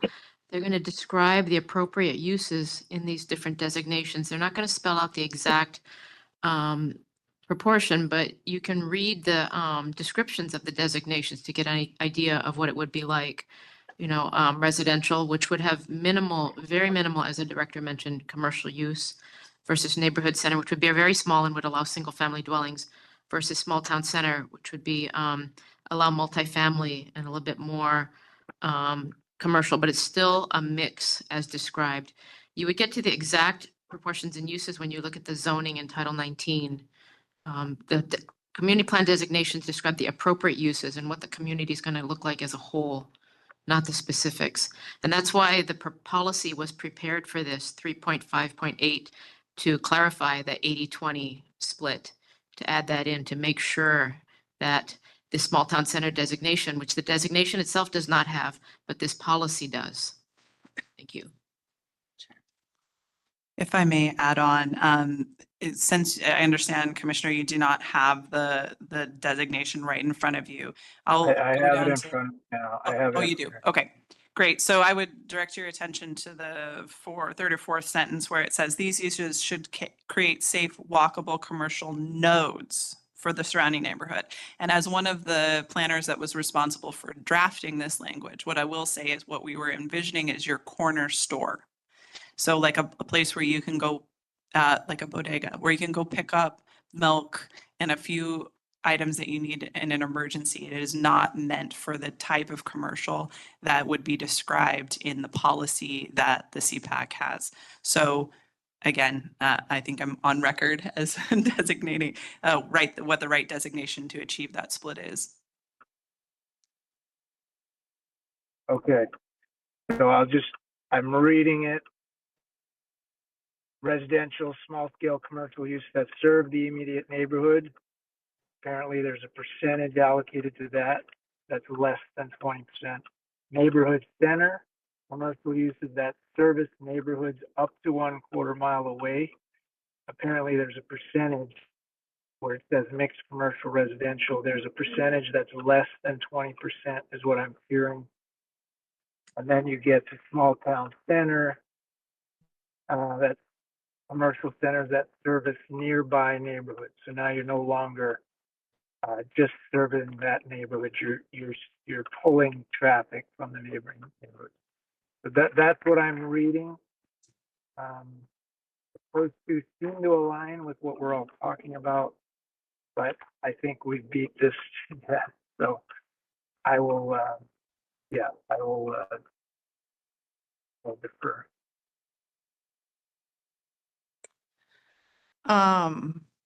Yeah,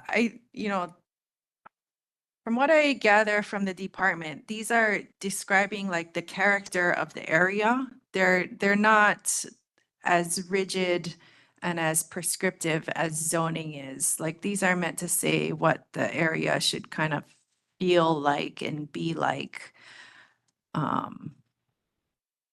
once they are built out.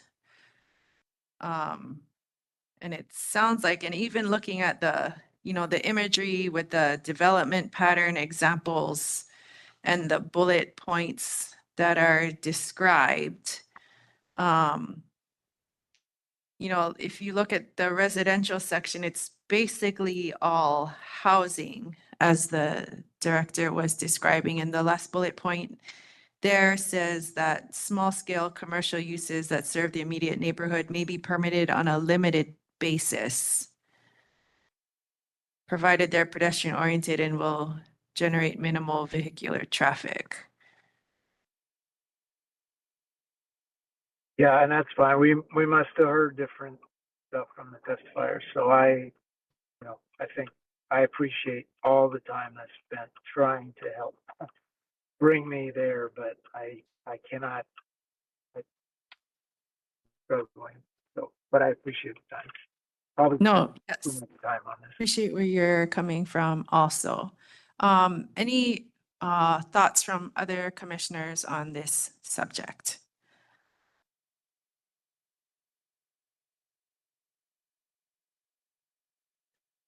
Okay, if no further discussion, I think we can call for a vote on this item for the small town center designation, understanding that we will discuss the corresponding policies and open space separately.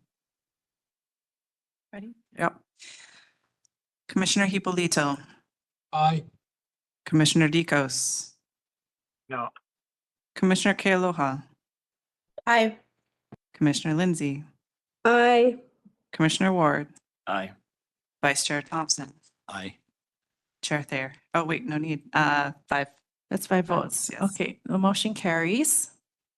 All right, so while we are on this subject, we should take up the corresponding policies. Can you reference the page numbers as you do this? I'm getting lost. Yes. So if you're on the hard copy, it's page 93. There are, in orange, it says area specific policies for quote unquote Pi'ilani Promenade properties. They start with 3.5.7. And the policies? Oh, this is the policy. These are the sorry. policies, yeah. 3.5.7 through 3.5.16.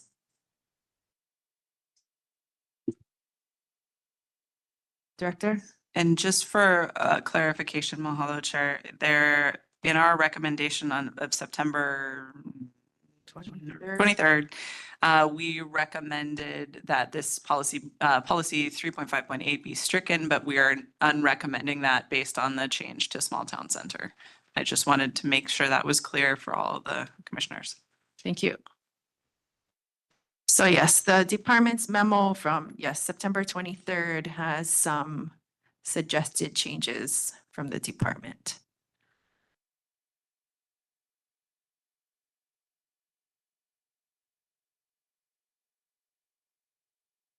Starting with 3.5.7. Yes, Planner Comquich.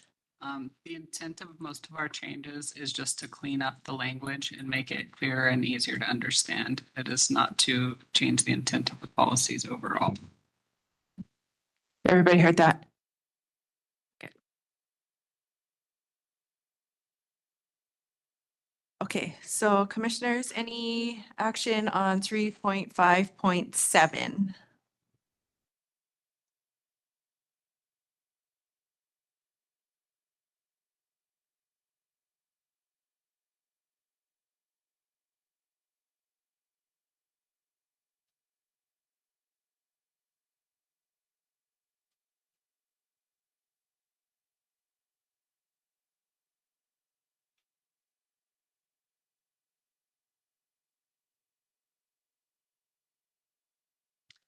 I have a question on this, maybe for Commissioner Ward or for the department by way of background. I'm curious about the intent of this, considering how they would relate to a culture impact assessment or archaeological inventory survey.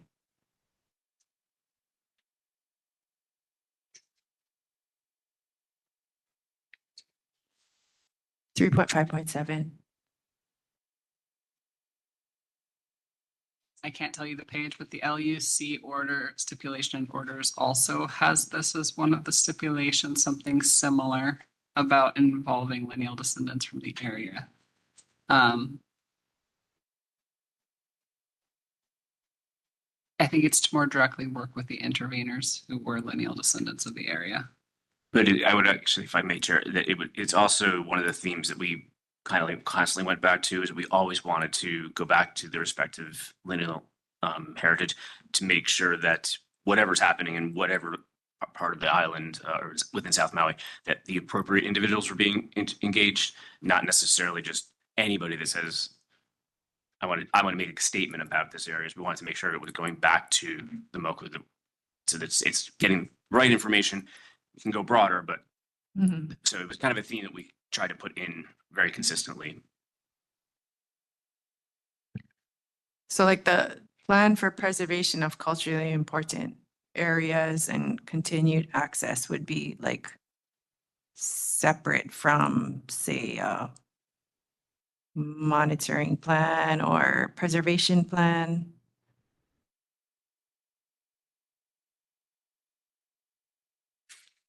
Correct me if I'm wrong, but the idea was we wanted to make sure that access to preservation areas was always available.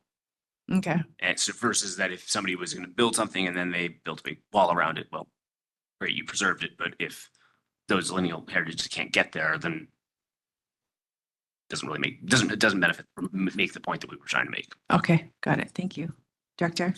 Yeah, so the changes, just to be clear, that as Planner Comquich mentioned, the changes to this particular policy were in just cleaning up the language to make it easier for us to implement. And when that would happen is when the project came in for our review, we would just make sure that the project proposal includes this. And it may be through the cultural impact assessment, it may be through myriad ways, but we would have to check this and say, yeah, this checks the box. So it could be done if they do, say, a cultural impact assessment, this would satisfy that.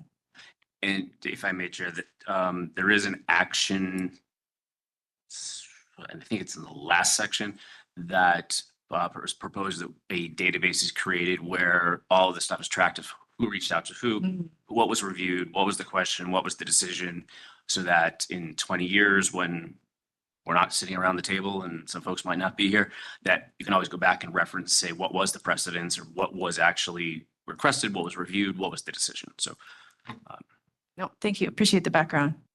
So just to give you context, that's action 5.04, develop and implement processes and procedures for cultural advisor engagement and a database to document / track outcomes. Correct? correct. Thank you. Thank you. Okay. Any other questions on this, or I guess maybe we can have a motion? If you would like to accept the department's changes.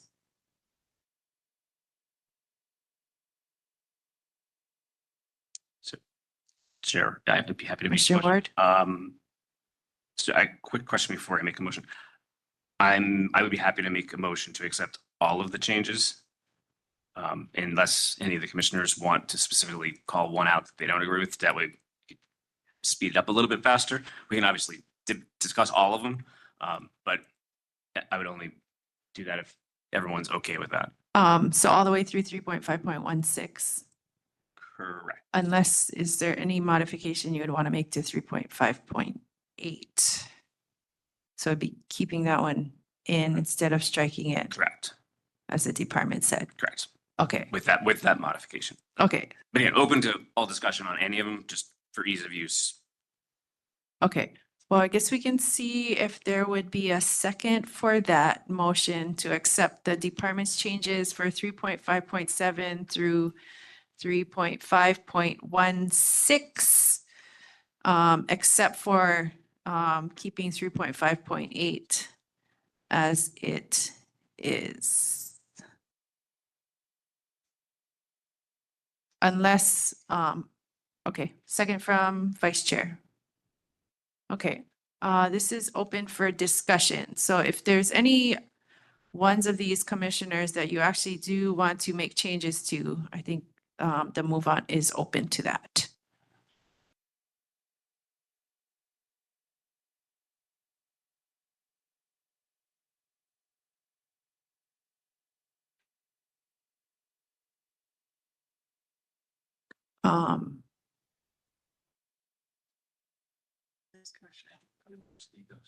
Oh, we did lose Decos. Oh, there, oh. There he is. Okay. I guess Mike, I have a question on 3.1.5 and 6, and I understand the intent to combine these. My question is, would this still, as the revised policy suggested by the department, would this still call for trees along Piilani Highway? Because that's technically outside the development, but would this still call for that to happen as it's written? It would not. I mean, that's right. Okay. That's a separate policy. That is the 3.5.15. That was the one. Is that.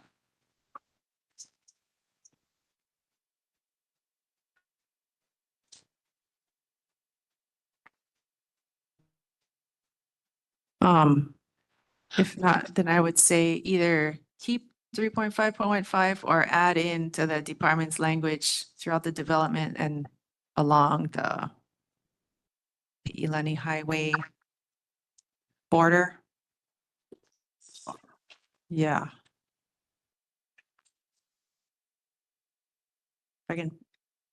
Well, if somebody would want to propose that as a friendly amendment, I would accept that as a friendly amendment. I don't know that I can make motions necessarily, but I would. I would like to propose that as a friendly amendment. Thank you, Commissioner Lindsay. I will accept that. 3.5.6. Is there a second? Okay, and you got support from Vice Chair for that. And I can speak, if I may, Chair. Yep. To that the previous owner, she did express, based on what I've been told, so may not be 100% verbatim exactly correct, but the desire was that she wanted a tree-lined street along the Piilani so that it just was a prettier look. Director? Yeah, Chair, to address this concern, I think including along Pi'ilani Highway. So where it says canopy trees will be included in the landscaping throughout the development to provide shade, including along Pi'ilani Highway, on roadways, and in parking lots. Okay. If I may, Chair. Yep. One other policy that we did put in as well, it's not directly tied to this, is asking for irrigation to be put in for empty parcels to do just that along open space areas, so that as you're driving down the highway, you get to look at pretty trees, where appropriate, of course, versus looking at empty lots. And so that I don't remember what policy number that was.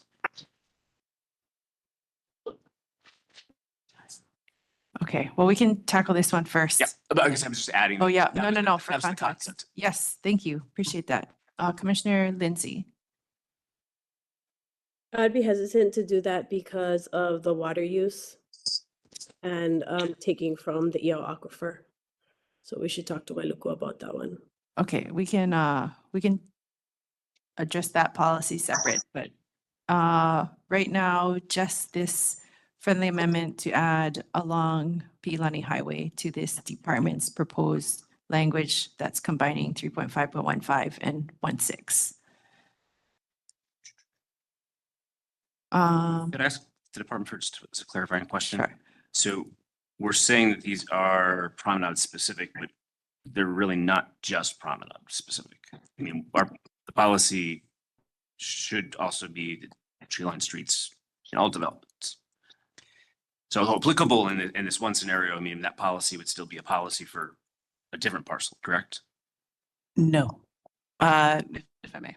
Go ahead. Yeah, so because this policy is limited to this area of change, it would only apply to this area of change. If you wanted a policy that did what you're describing, you would need to have a policy that is in, say, the quality of life section.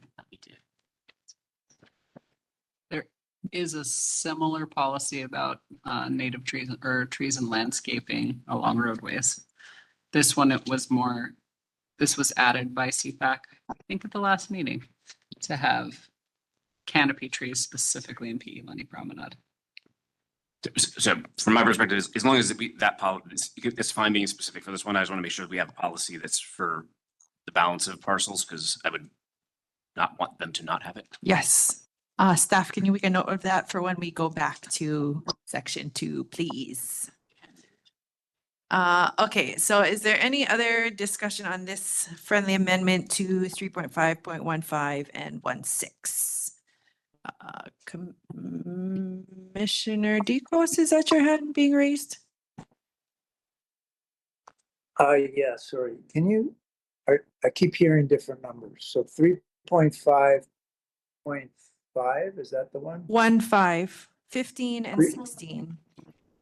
Okay. Sorry about that. Would you like me to read how they're reading combined right now? I have it in front of me now. Sorry, I was scrambling a bit, but I have it. Yes, if you could read it, how it's read with the changes, that'd be great. So now they would be combined into one policy that would read canopy trees will be included in the landscaping throughout the development to provide shade, including on Pi'ilani Highway and on roadways and in parking lots throughout the development. Okay. Repeated throughout the development twice. Okay, yeah, thank you. And did we go through all the 3.55? No. No, so Commissioner Ward put forth a motion to accept the department's changes for policies 3.5.7 through 3.5.16, except for keeping 3.5.8 instead of striking it. And he was open to other changes within those. So Commissioner Lindsay has this friendly amendment for this modification that we're talking about to the combination of 15 and 16. Oh, yeah, no issues with the 15, 16. Okay, so I think we can call, Commissioner Lindsay? Can you add native plants to that? Because oftentimes the big shade trees are not native, and oftentimes the native trees are not super shady. So I know the intention is to have lots of shade there, but I feel like we should prioritize native trees over shade trees. I'm not sure, or at least add it as an option. Because it is in the old copy, monkey pod or native canopy tree line. So you would, instead of canopy trees, it would say monkey pod or native, or you would want to just say? I just want to include native. I think the canopy tree includes the monkey pod, but the canopy, the native canopy in that area might not be like very generous shade that I could picture in my head. I see the intention, but I'm again worried about watering these huge trees in the far reaches of Kihei. Oh, and native canopy trees? Yeah, and native, or or just make sure, because I think native was removed. I think we could canopy trees with preference for native sure. Prioritize. or priority. Yeah. And Chair, if I may, there is another policy that we discuss Mhm. what types of trees and just that native is, native planting should be a priority for everyone, for everyone. Yeah. So I think it's just hard to find 2 native canopy trees, so. I don't disagree. Yes. It's like money. So that's why I would just say native trees, because there's like. Oh, versus canopy, you're Yes. saying? I would say it was, sorry, may I? Go ahead. It was very important that it was canopy trees for the shade. So while we do have policies that support native, this one is specifically desiring a canopy. But I would agree. Okay, so can we say canopy trees Prioritize. prioritizing native? Okay.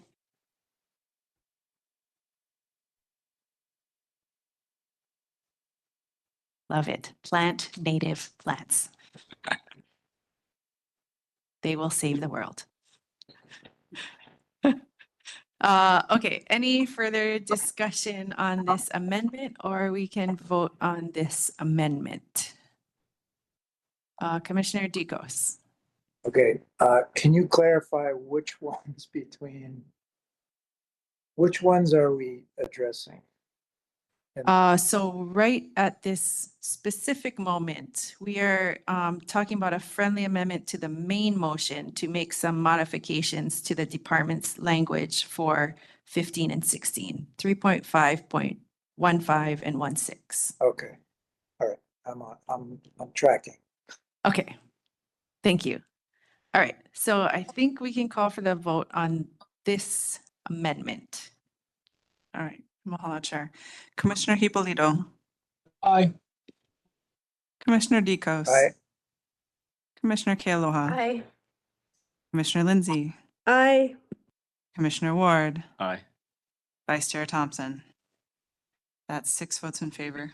Okay, thank you. So any other modifications to policies from 3.5.7, I guess now through 3.5.14? Because we just did 3.5, 15 and 16. So within this grouping, does anybody else have any other changes? Or, Commissioner Dicos? Okay, so we're talking about 3.5.7. Yep. Are we talking about 3.5.8? Yeah, so we are saying the motion on the floor is to keep that in instead of striking it. Okay, okay. Recommendation. Yeah, Planner Comcoach. The current policy says for 3.5.8 says the 3 parcels. You might want to make it the 4 parcels. Okay, thank you for bringing that up. So did everybody hear that online? Okay. Commissioner Ducos. So a lot of discussion on this, and there was a lot of, don't worry, Commissioner Decos, this is all, one of the concerns about the small town center was there was a push for as much commercial as possible to sort of align with the initial intent of the mega mall. And I was repeatedly told, don't worry, this policy is going to protect that from happening. Could you maybe just expand on that so that everyone that's nervous now that there's a potential for full commercial there, how this is enforceable and will not allow, I guess, more than 20% commercial? Director. Mahalo, Chair. So for this item, by adding this policy or keeping this policy with the change that's proposed from 3 to 4 parcels, we will have to consider this when the project comes in for our review.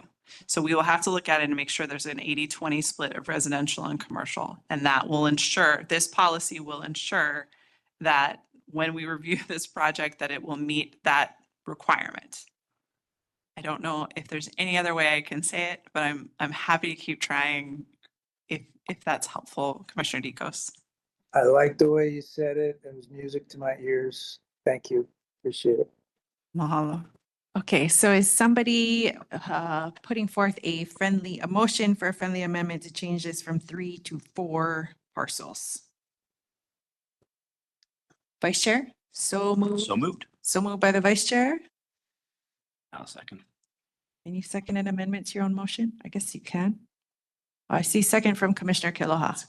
Okay. Annie's good. Thank you, though. I appreciate the spirit to move this forward. Very good. All right. So any discussion on this? Otherwise, we will call for the vote. Mahalo, Chair. Commissioner Hipolito. Aye. Commissioner Decos. Aye. Commissioner Kealoha. Aye. Commissioner Lindsay. Aye. Commissioner Ward. Aye. Vice Chair Thompson. Aye. Chair, that's 6 votes in favor. Motion carries. Beautiful. Okay. Any other changes to the policies in this section, or we can take up the vote on the main motion?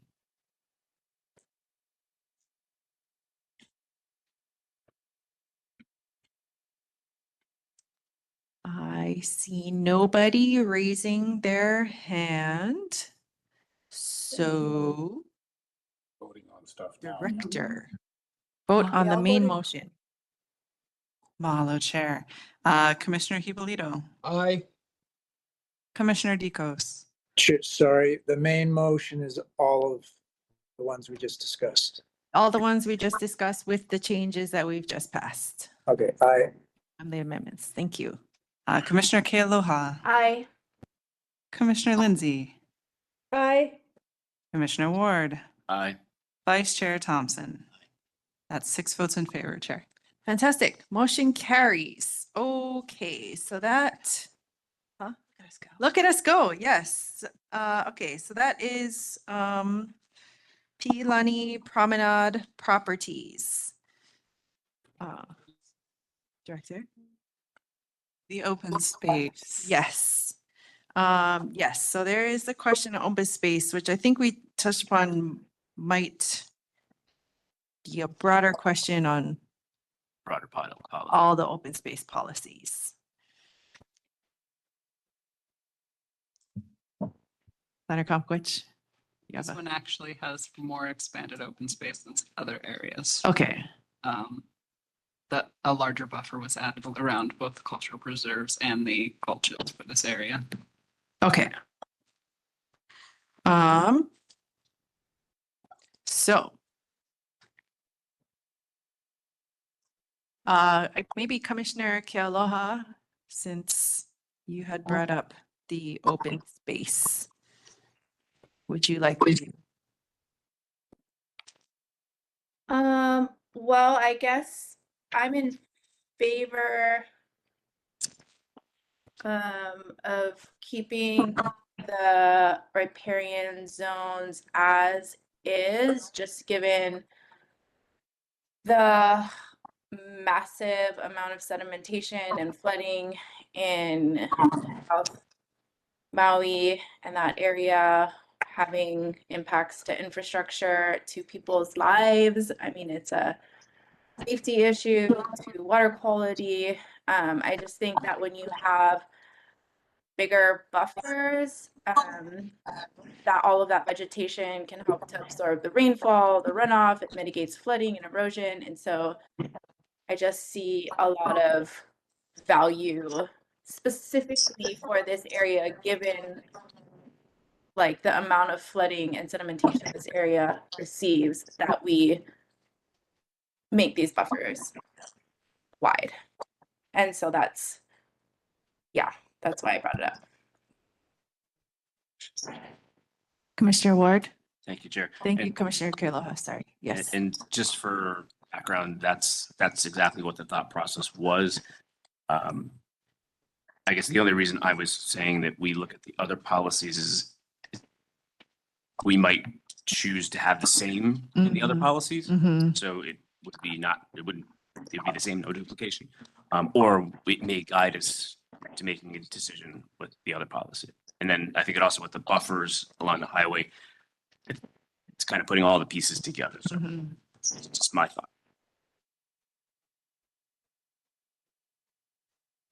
Do you have something to say? I'm not sure. Director? And this may be just an opportunity to confer with staff. I believe the policy that would be referenced is maybe the 100 feet from the top of a gulch question, right? That's kind of what you're looking about. And did the commission, I feel like the commission already addressed this policy or discussed this policy in the policy section, sections 2. I think it was just one of the ones that was accepted as it was, or is that one we're going back? I don't. So since we don't have section 2 on our agenda tonight, we can't really discuss it. Certainly when we return to this item, you can, it's,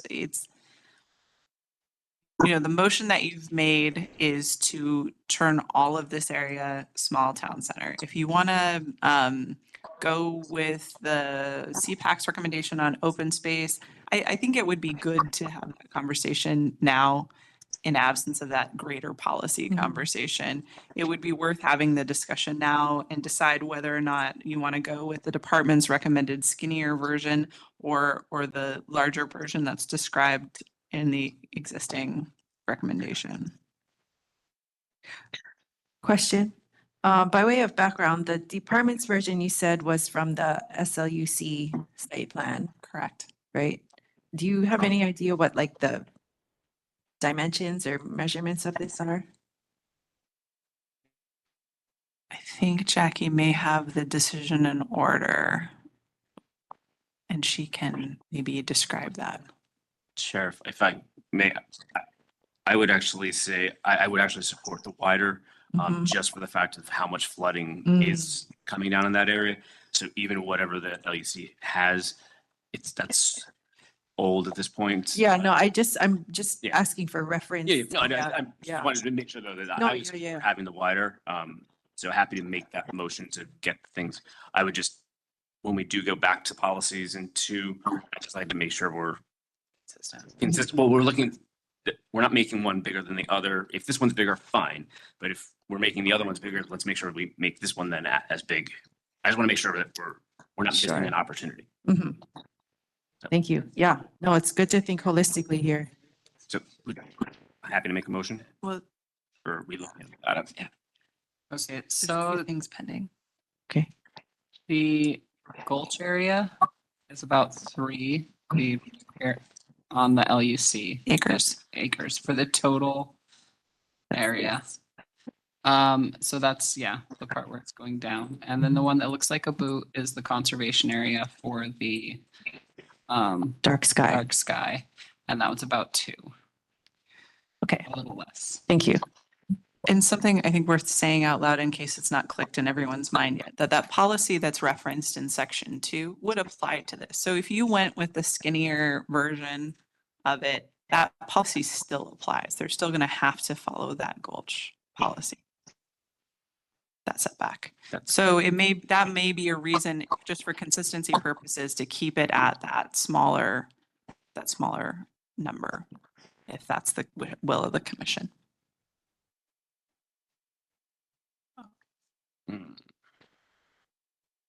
Sorry, oh, Go ahead, Commissioner Kealoha. I guess Director, I don't understand. Can you say that in another way? Mahalo for asking it that way. I appreciate it. So what I'm saying is that the policy, can we get the policy number, team, if you can track it down?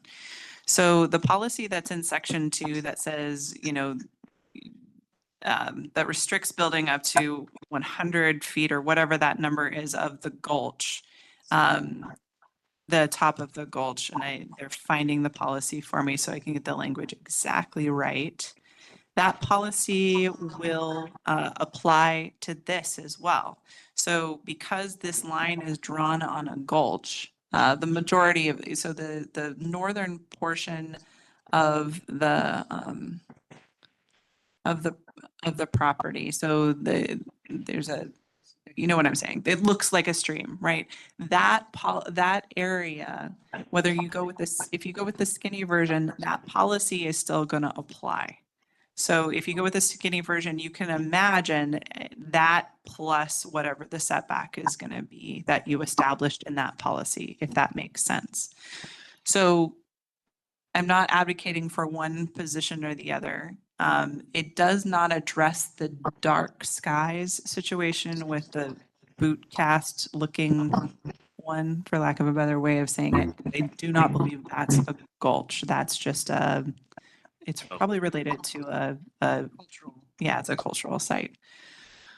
So the policy would apply to the northernmost area, but not the southernmost area on the boot.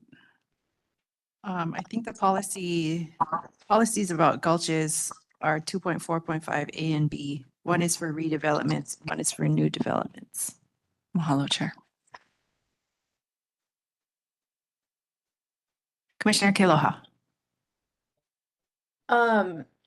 So 2.4.5 A and B. What is the benefit of just allowing the 2.4.5 A and B to regulate this section over just going with the South Maui recommendation for that section? What is the difference? Director. So as Planner Comcoach mentioned, the buffer that's showing in the South Maui Community Plan Advisory Committee recommendation is larger, I believe. Yes, larger than what is proposed in this policy, what exists in this policy. So it's really, I'm not advocating for one or the other. It's really the choice of the commission. If you want to, Commissioner Ward mentioned there was some concern, and one of the reasons why he was hesitant to move is because he wants things to be consistent. And so if you're looking for consistency purposes, adopting the department's recommendation for open space, knowing that it's paired with that policy is one way to achieve that consistency. If you go with the other version, you still get this policy 2.4.5 A and B, but it's already contained within that larger buffer. So if the will of the commission is to have a larger buffer, then you would go with the CPAC recommended. If your vision is for consistency, you would go with the planning department's recommendation for open space. I hope that helped. One more question. Go ahead, Commissioner Kealoha. And so just to clarify, the CPAC recommended a larger buffer here because these, I don't know, streams or whatever are associated with heavy sedimentation and flow down to South Maui. Correct. Okay, thank you. I would recommend that we keep the 150 buffer.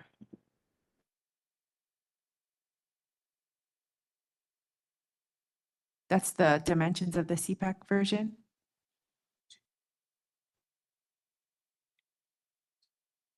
Make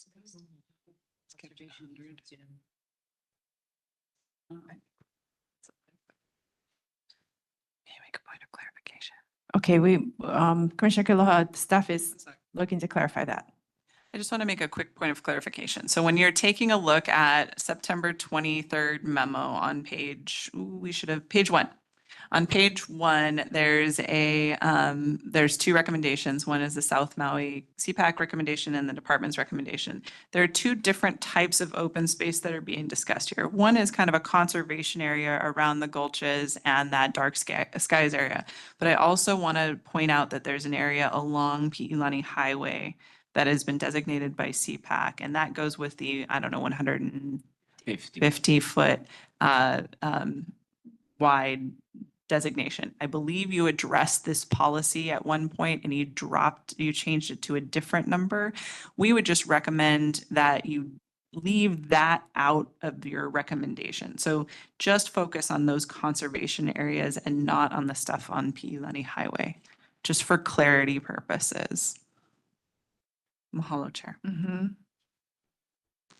Yeah, I remember those conversations, and it starts to get a little bit stickier. So I'm open to just addressing these conservation areas and addressing those boundaries by the highways separately. Okay, thank you for the clarification. Would you like to propose a motion? Well, I guess I just propose to keep the South Maui CPAC recommendation as is for the conservation areas. Okay. Is there a second? I see a second from Zico. Sorry, he had his hand up first. Okay. Would you like to speak to your motion? I think I. Okay. And Commissioner Zico says a second. Yeah, I just think as we're trying to balance some of the impacts that were unintended in the past, erring on the side of more is better. I understand everything the director was saying about consistencies, but I support Commissioner Kealoha. Thank you. Discussion from the other commissioners on this motion. Commissioner Ward? Thank you, Chair. As I said, I fully support it. I wanted to make sure that if the policy for general was less, that we weren't taking away from this here. So that's where I was talking about consistency. I just want to make sure we weren't taking away. Yeah. Because I was not part of that discussion for that policy because I wasn't here yet. Okay, got it. Okay, anyone else? Otherwise, Commissioner Lindsay. I think there was conversation about it being individual basis, and because the storm flows there, I guess certain drainage ways are never run, even with the big storms that happened, because the water has been diverted for whatever reason. I'm just wondering if those are included or excluded. I agree with public safety, so keeping them safe, but there are I'm just wondering if those specific gulches, because there's so many, and those ones that don't run, if those are have ability to have smaller, less than 100 feet. I think what you're talking about would be captured by those policies in 2.4.5 A and B. Yes. So this one is kind of taking this as a unique scenario. And based on what Commissioner Kealoha is saying, this particular gulch actually is subject to flooding and sedimentation. Okay, there was a lot of back and forth, so I wasn't sure if we were going back to 2.4.5 A and B and changing that, or if we're just moving forward. Oh, no, thank you. Thank you for the question. So we don't have section 2 on the agenda, so we've asked staff to flag 2.4.5 A and B for us to revisit. Okay, no, I'm done. Thank you. Okay, no, thank you. Anybody else? Chair, Oh, Commissioner Ward? again, I support, one thing I would pass out to, or say to the commissioners that we should think about is that's a lot of open space. How's it maintained? What is, who maintains it, kind of that, because that could be potentially very dangerous area based on, especially if we're having housing on both sides. Mhm. So again, I support the concept, but Want to make sure it's well I think we need managed. to make sure that it's managed, and if this is workforce housing, if the community then becomes responsible for needing to maintain that, are we putting a burden and onus on that? So I'm just thinking bigger picture and making sure that we're not doing the right thing. We're doing the right thing, but do we end up doing maybe the wrong thing? Right. No, yep, devil's in the details. I guess, is there perhaps a policy? I don't know that we could make a policy to this end, or, We could make more new policies when we review policies. yeah, So we could just note that we need Right. want to do something with a policy. because otherwise it would be something specific, because this specific one would be a larger area than the others. So there could be grounds for a specific policy for this one, but go ahead, Director. So, hello, Chair. So this is one of those, I'm a planner and I'm a long range planner, and I've been doing this for a long time. And so everything I'm about to say is going to feel wrong, but I think it's right. The long range plan cannot do everything, nor should it do everything. When this item comes to the planning department for our review, that is going to be part of what we're considering. There's also like a ton of other laws and regulations out there that help us with things. So for example, controlling vegetation in a gulch is something that's under the purview of the fire department, right? So they're going to put out things and say, you guys need to control your stuff. So I caution the commission on overthinking this, that really your job is to designate these areas, these uses on the land, and then policies where you want to go a little bit further. But I just caution you not to overthink it. Mahalo for that, Chair. I appreciate it. Thank you. Commissioner Dikos. Just to add a bit along those lines, I think there's a tendency to want to engineer, control everything, whether it's engineering our shorelines, engineering our reefs, engineering. Sometimes nature just wants us to back off and let nature do its thing. I understand there's some fire concerns. I'm not dismissing that, but to say that every open space needs, to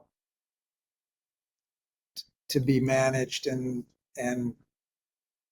anyway, I think I agree. I think we need, we don't want to manage everything. Sometimes nature just wants to be left alone and it'll do its thing. But we do have to be concerned about fire for sure. Okay. Commissioner Lindsay. I think in this case, with letting nature do its thing, it's going to do invasive species. So then it will likely choke out, if without maintenance, it'll likely choke out all of the natives and allow for runway for the deer.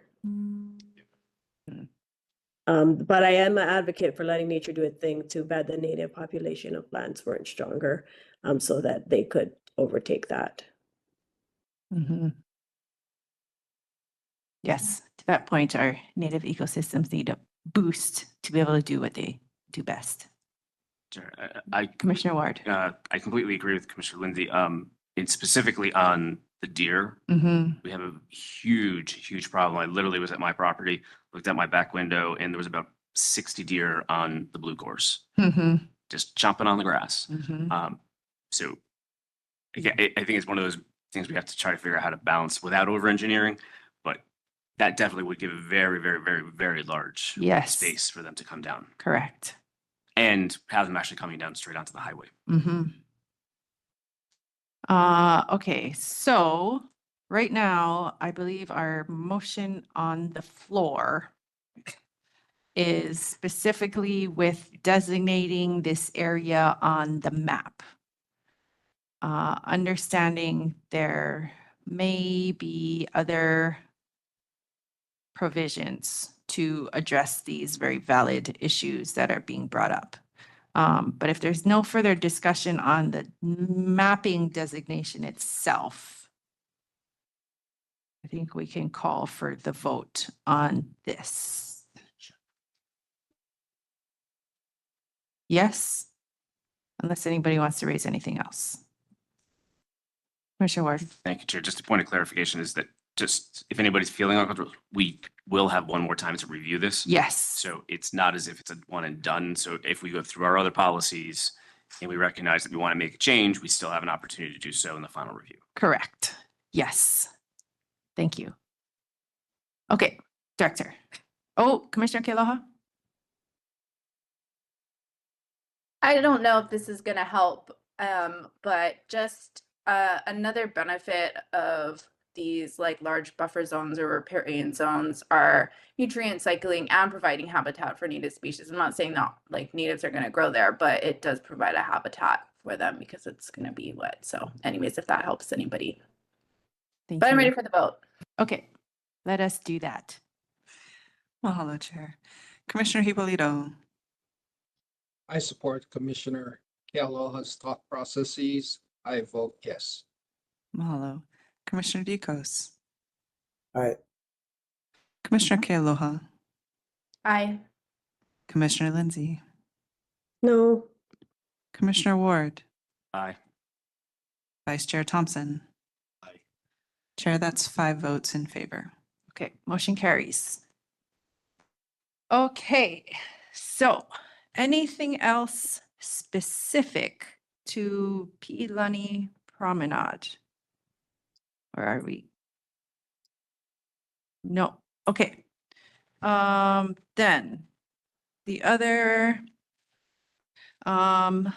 areas of change on our agenda are Mocha, North Kihei,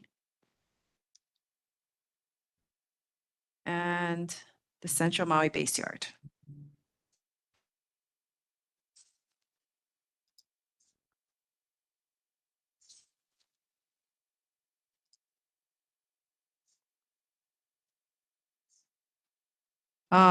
And within Mauka North Kihei, there is North Kihei Mauka. Two separate things that are related. And so there are area specific policies and associated map for North Kihei Mauka. We did that.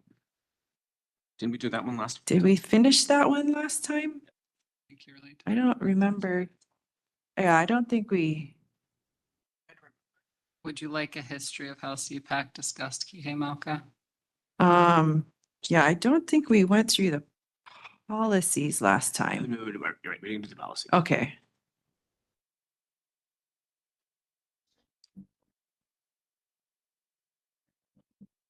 Sure.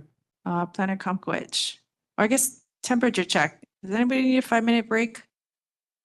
I see nodding. Okay, let's do a 5-minute break. And then we can come back to this. Well, I'll give you 7 minutes. We'll come back at 6:05 as on time as possible. Thank you. Okay, welcome back to our Maui Planning Commission meeting of Tuesday, November 26th, 2024. We left off on the verge of looking at North Kihei Mauka. The department might have a little bit of background for us on this. I will just say what the how CPAC changed it through the process. It started out all being designated small town center from the planning department. And then the first change was to change it from small town center to agriculture and open space for the entire area. And then it was changed to the mix of designations with neighborhood center, residential park, and open space. Let's just make sure. And then the roundabouts had been designated and that was removed. And I think that is the last of the changes. This one was one that CPAC discussed a lot.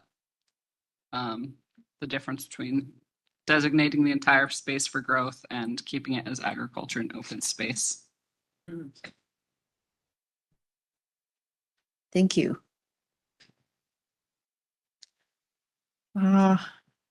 Commissioners, thoughts on this? Any proposed changes? Keep it as is, no action.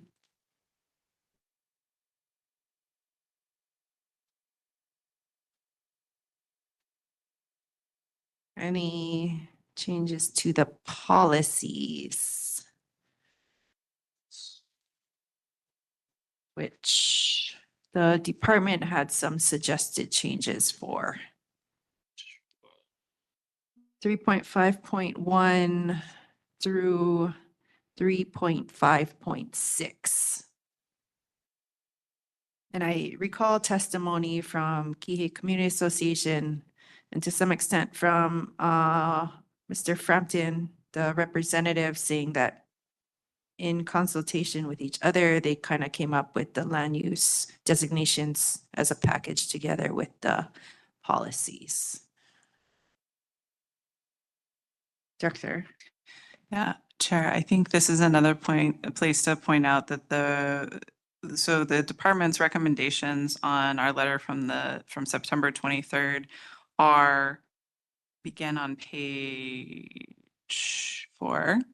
Mahalo, page 4, and predominantly they were to clarify language and ensure the policy's intent was met. In all the cases, the language in these policies was a lot. And what we did was just consolidate it for purposes of implementation.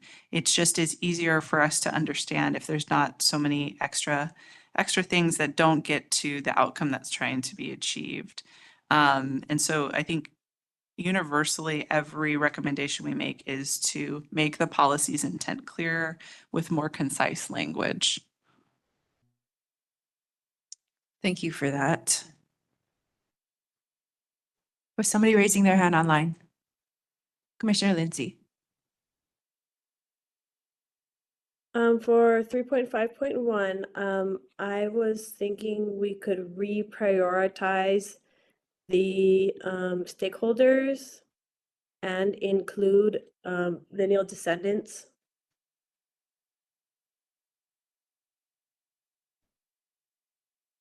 Would you like to make that as a motion?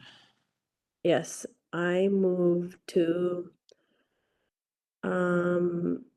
change the order and reprioritize the order of 3.5.1 to include lineal descendants as number 1, followed by cultural practitioners, South Maui residents,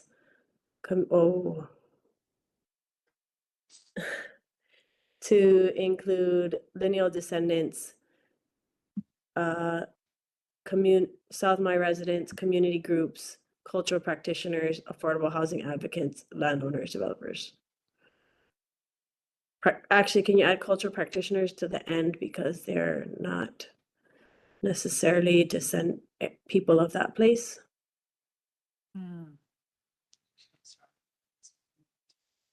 But staff is working on capturing that. They might have you go through that order one more time to verify that they captured it correctly.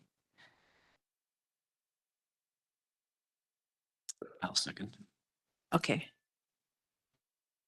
Commissioner Lindsay, can you restate your order? Okay, lineal descendants, 1, number 2,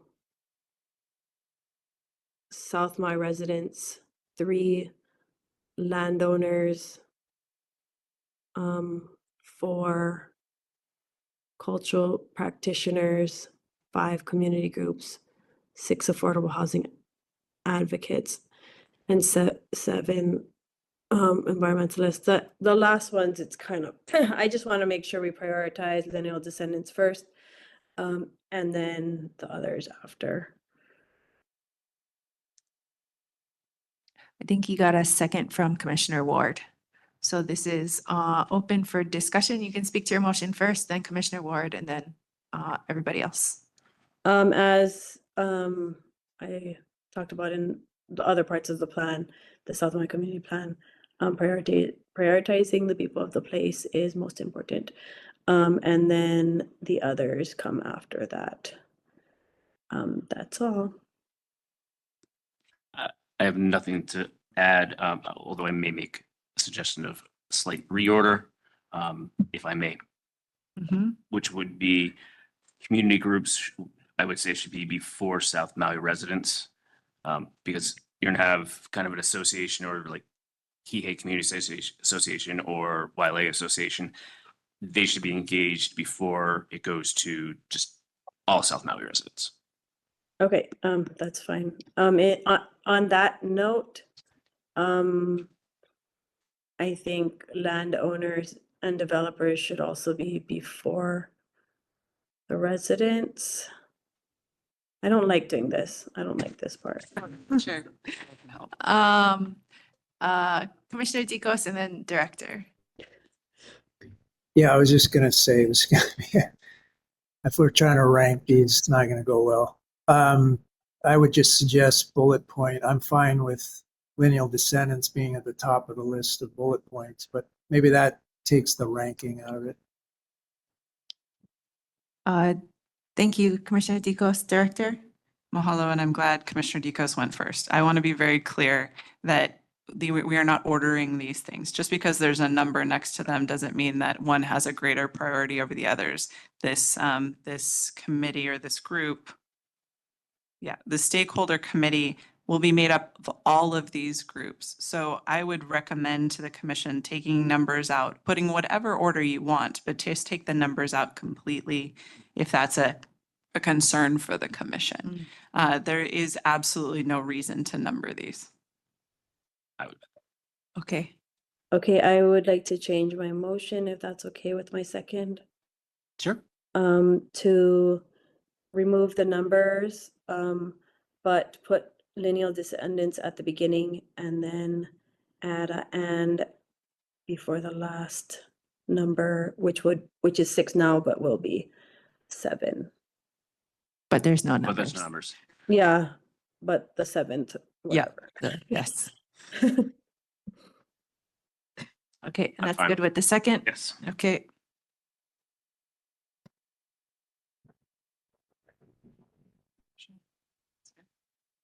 You guys got the motion? Okay, is there any discussion on this motion?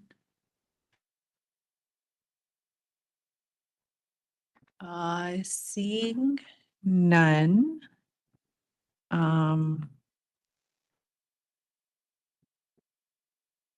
I think we can call for the vote.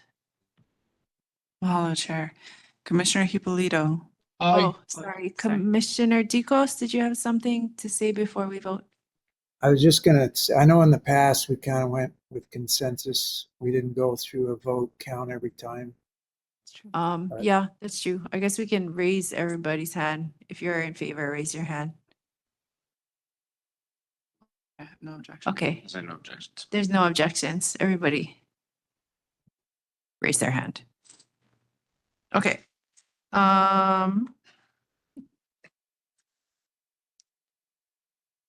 So 3.5.2 through 3.5.6.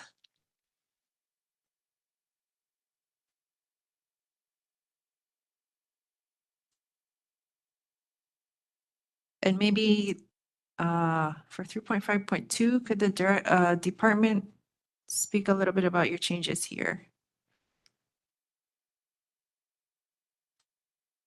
These changes are to clarify the language.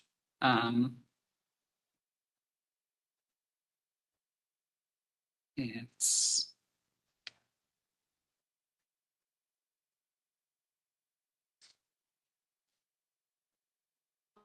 and then we did take out the reference to the Kihei Community Association roadway design guidelines because referencing a design guidelines that are outside of the county is not appropriate in a community plan that's adopted by the county.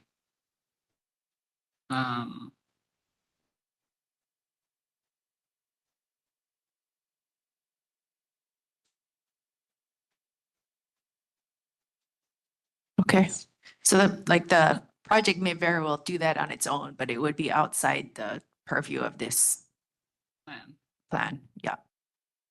Director.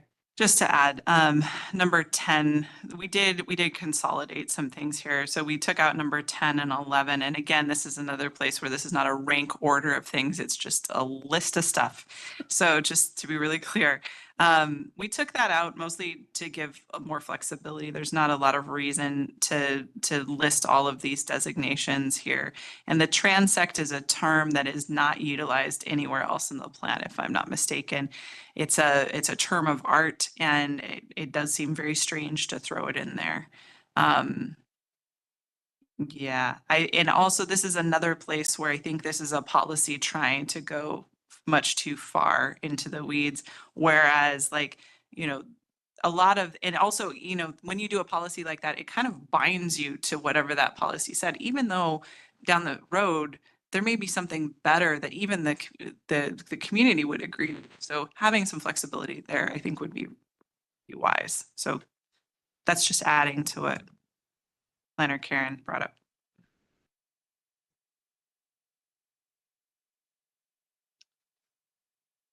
Commissioner Dicos. So I know there's a reference to, as approved by some oversight by the Kihei community. Sorry, I'm trying to find that slide. The Kihei Community Association design. All right, let me try again one more time. Is there oversight on the master plan by the Kihei community? I believe they are often consulted by landowners who are doing work in the South Kihei area. As a matter of practice, that happens anyway. There's a lot more community engagement work that is being conducted by developers of all kinds in recognition of, the whole push from the community to be involved that's risen over the last few years. It's happening to some extent anyway, but I'll let the director speak more to this. Yeah, it is not proper for us to include design guidelines from a nonprofit organization that isn't connected with the county. So if you want design guidelines, we would need to adopt those separately. So I would just say that throughout, every time we've removed it, it is because it is improper for us to utilize the design guidelines of a non-governmental organization to make decisions. Okay, so the policy before that 3.51 would establish the local community oversight. Does that tie into the next one? Or are they separate? They are separate. They all go together though. Yeah, they relate. Yes, but they are achieving separate intents. Director. Yeah, just to add on to that too. So 3.5.1 establishes a diverse stakeholder committee to guide. It doesn't approve, it has no real bearing except for to be a resource for the developer, which is great. And we want that kind of thing. I think we're very much in support of that, because the more you have this going on, the less frustration there is down the road when the project comes to to, you know, the various approvals that it needs to get. So having this kind of stakeholder committee is great. And my guess is they will have input into 3.5.2 and all of these pieces of the master plan. Okay, and the South Maui Advisory Committee would only have input if the Planning Commission would kick something to them? Yes. Okay. Okay, thank you. Commissioner Ward. Thank you, Chair. If I recall, there's also a policy that we put in that refers that developers need to engage the appropriate community association, I'll call it, or neighboring community association, so that those design plans can get built in. But because they do change, we wouldn't want it as a stagnant document. But there is a policy that says you need to reach out to the respective areas to make sure that you understand what their design rules are. I just don't remember what policy number that is. We will revisit that at some point, yes. At least I remember we have one. Yes. Okay, so are there any, is there a motion on this? And one thing I'm wondering is for number 8 to add in Parks and Rec. Or parks. Or anywhere in here, Parks and Rec facilities. You were talking about policy 3.5.2, but adding an 8, or are you somewhere else? Oh, sorry, I should be more specific. Yes, in 3.5.2, maybe integrating greenways and parks and open space, or else have a separate bullet point item for parks and Parks and Rec. Director. You can go either way. But I would just acknowledge that number 7 says detailed land use. So even 8 is kind of extra, but you know, you could just add integrating greenways, comma, parks and open space. Yeah. And that would be, if that is the will, I wouldn't recommend adding another one for that purpose. Okay. But if anybody wants to put forth a We don't have a motion yet. motion.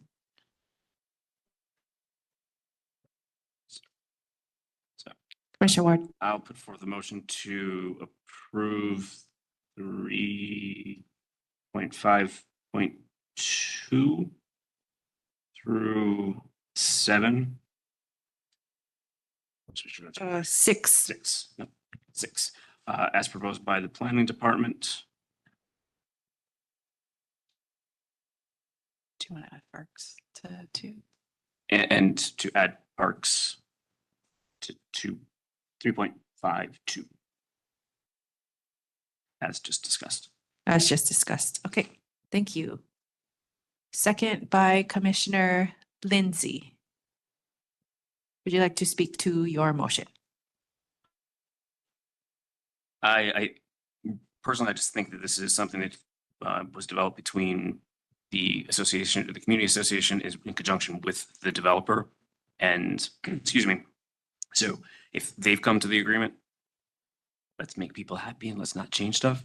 But I do agree with the consolidation of some of the wording from the planning department. Thank you. Commissioner Lindsay, would you like to speak to? No comment, Chair. Okay. Any discussion? Commissioner Dicos?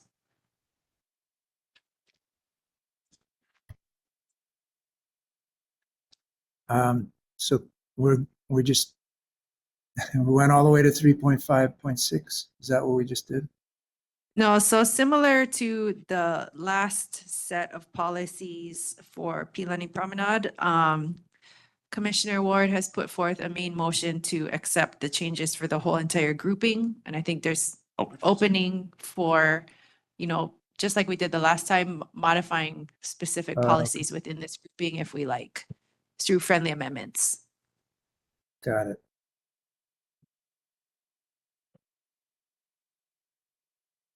So I do know on 3.5.5, I think that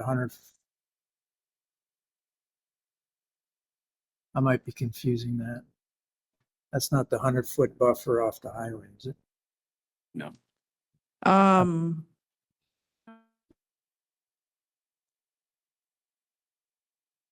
No, correct.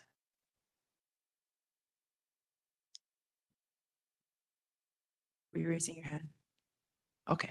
No, I can, but I actually have a question You have a question? for planning department but I don't want to stop discussion, so. Yeah. Do you have further questions, Commissioner Dicos? I guess, sounds like the community, seem very interested in those buffers, those right-of-ways, which align with walkability and safety and buffering neighbor. So why do we cross out the 100-foot right-of-way? That's not talking about a buffer. That's setting out like the right of way being like the roadway lot for the future roadway to be within.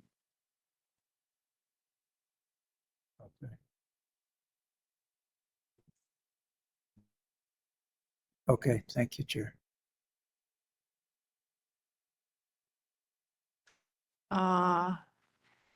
So any other modifications to any of these policies?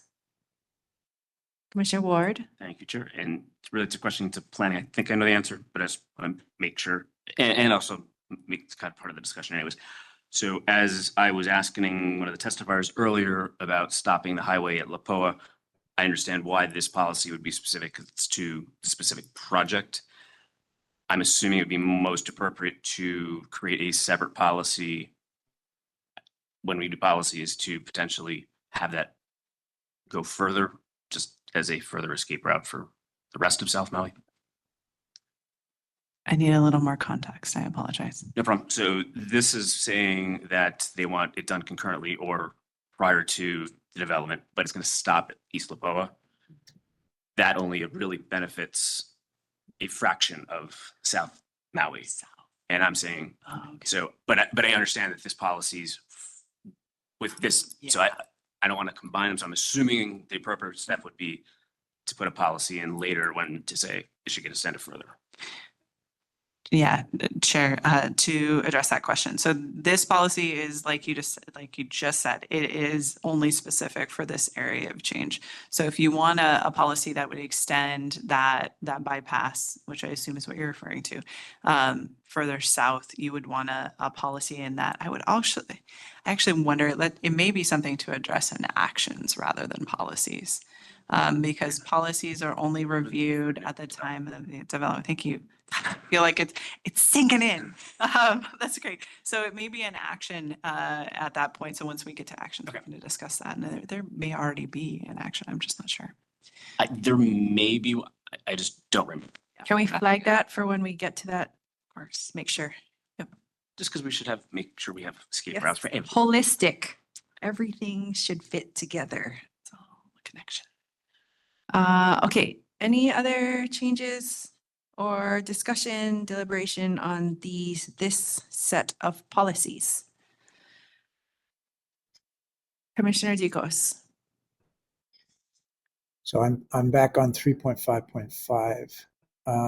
And I understand the 100-foot right-of-way is not the Pilani Highway, but it sounds like the community was expressing a significant separation. And now we do have language, a walking and biking path separated by landscaping. So that could be as little as 2 feet, right? You could have, just wondering if the intent was to have a significant separation, I feel like we're missing the intent of the size of the buffer there by just crossing out that whole thing, or not. Director. Yeah, so I think with these policies, we're setting up a system by which that can be better defined. So then the first policy, we're saying there's community, you're going to consult with this community group. And what I caution the commission on is being too prescriptive, as I said earlier. So this particular part that we're striking out in 3.5.5, a minimum 100-foot right of way as shown in this design guidelines, example 11B, which includes a space. I'm not even, we'd have to look at what those design guidelines say, and I don't recommend that, to talk about what that separation is in those design guidelines. In this, it only talks about having a 100-foot right of way. That doesn't address that separation. So I don't think the amendments we are making to the policy are damaging the intent. What I will say is that we are by changing it, we are leaving it open for the community and the developer to discuss what that appropriate space looks like. And even so, when this project comes to the various bodies for approval, there will be that discussion. And it does say an adjacent walking and biking path separated from the roadway by landscaping. So in order to get landscaping in there, you're going to need a fairly significant space. So I think the intent of the policy is still met by this, but yeah, those are my thoughts.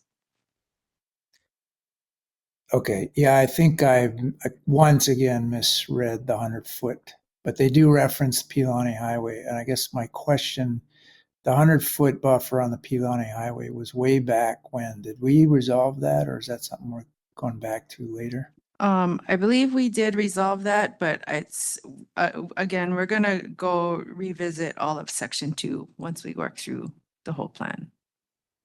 But we Okay. did, I believe we did arrive at reducing the size of that buffer.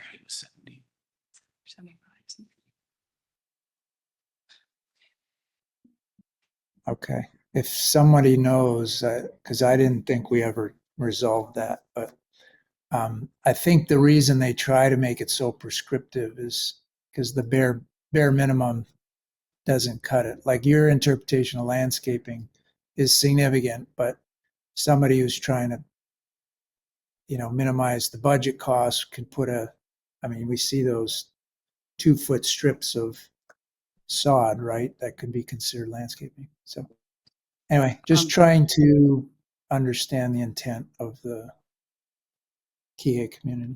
Planning Commission reduced that to 50 feet.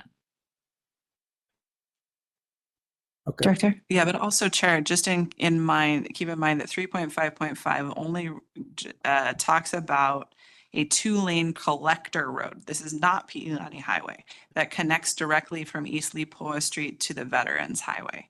So this is not the Piilani Highway buffer that we're talking about. This is something different. So just for that clarity, Commissioner. Good point. Yep. Thank you. He's gonna be walking. Veterans Highway. Okay, any other changes or modifications to these policies?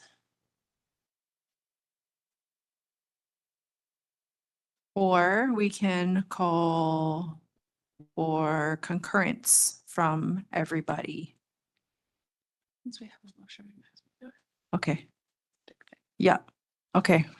Commissioner Deacos? Yeah. So I'm on 3.5.6.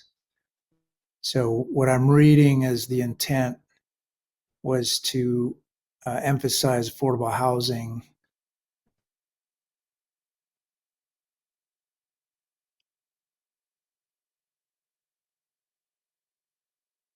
for, to me, 30% of total income. That's extremely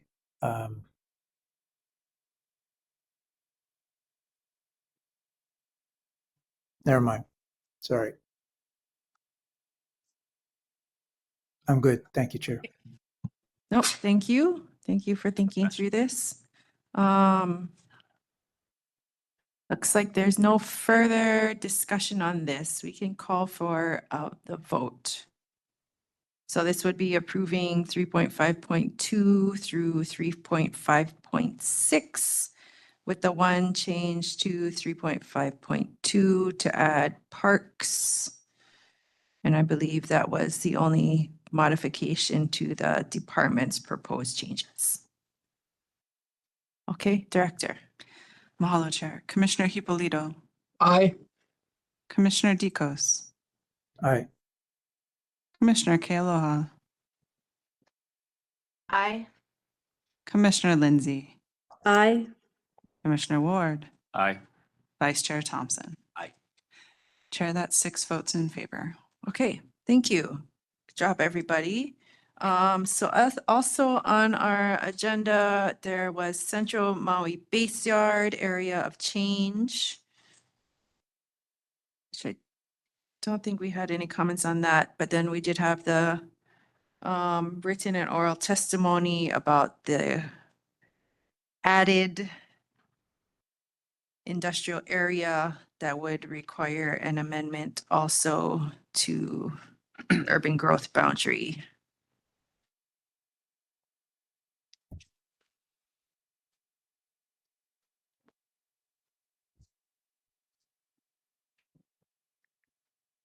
In the Maui Island Plan.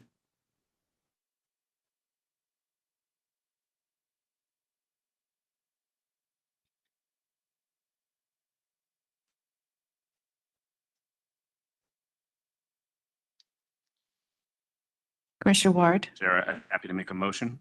Okay.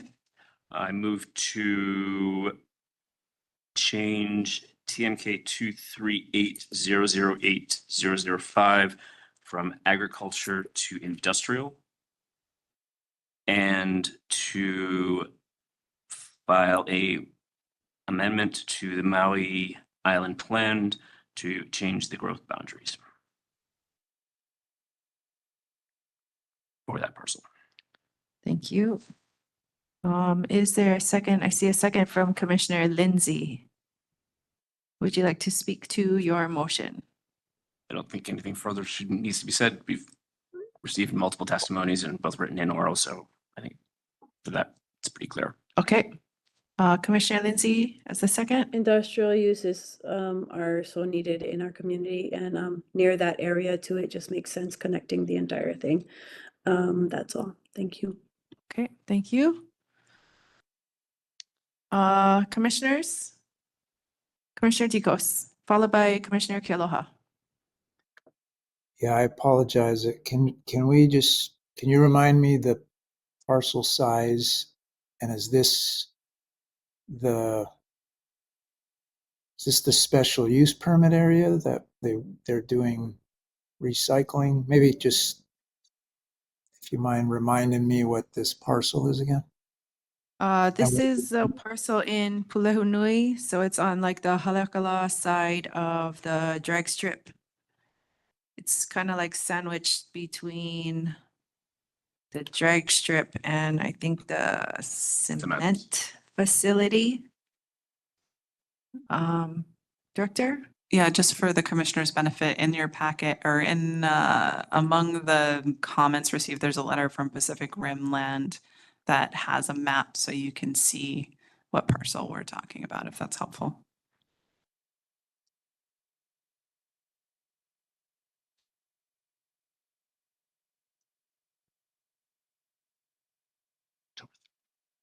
No. Okay, I'm good. Okay, Commissioner Kealoha?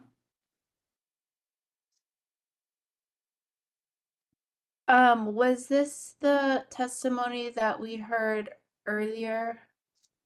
This is the parcel of the testimony that we heard earlier that they were acquiring new land. Yes. Yeah. So we got a handout at our last meeting that has a printout showing the TMK on the aerial. I just have a question. Go ahead. I agree that we need more industrial, and I really like the idea of people being able to buy properties to support their businesses. But we don't have any like we could designate this or propose to designate this as industrial, but then it could be properties sold or it could just be rented, right? I just want to clarify that. Yeah, at this point, it would be going off of what was represented to us. Yeah. Thank you. Commissioner Ducos. So light industrial, is that the intent? Because that's not a designation in our community plan, It's just industrial. just industrial. I believe so. Director. Two things. So the answer to your question is just industrial. We don't have light industrial as a designation in the community plan anymore. It's employment center if you'd like to do that. But so I understand Mr. Hopper is trying to unmute and they cannot hear him. So if we can get help for him.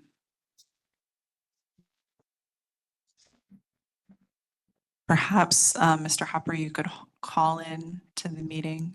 That might be your other way. And I would really appreciate him weighing in from the legal perspective on this. Yes. I was going to have a clarifying question.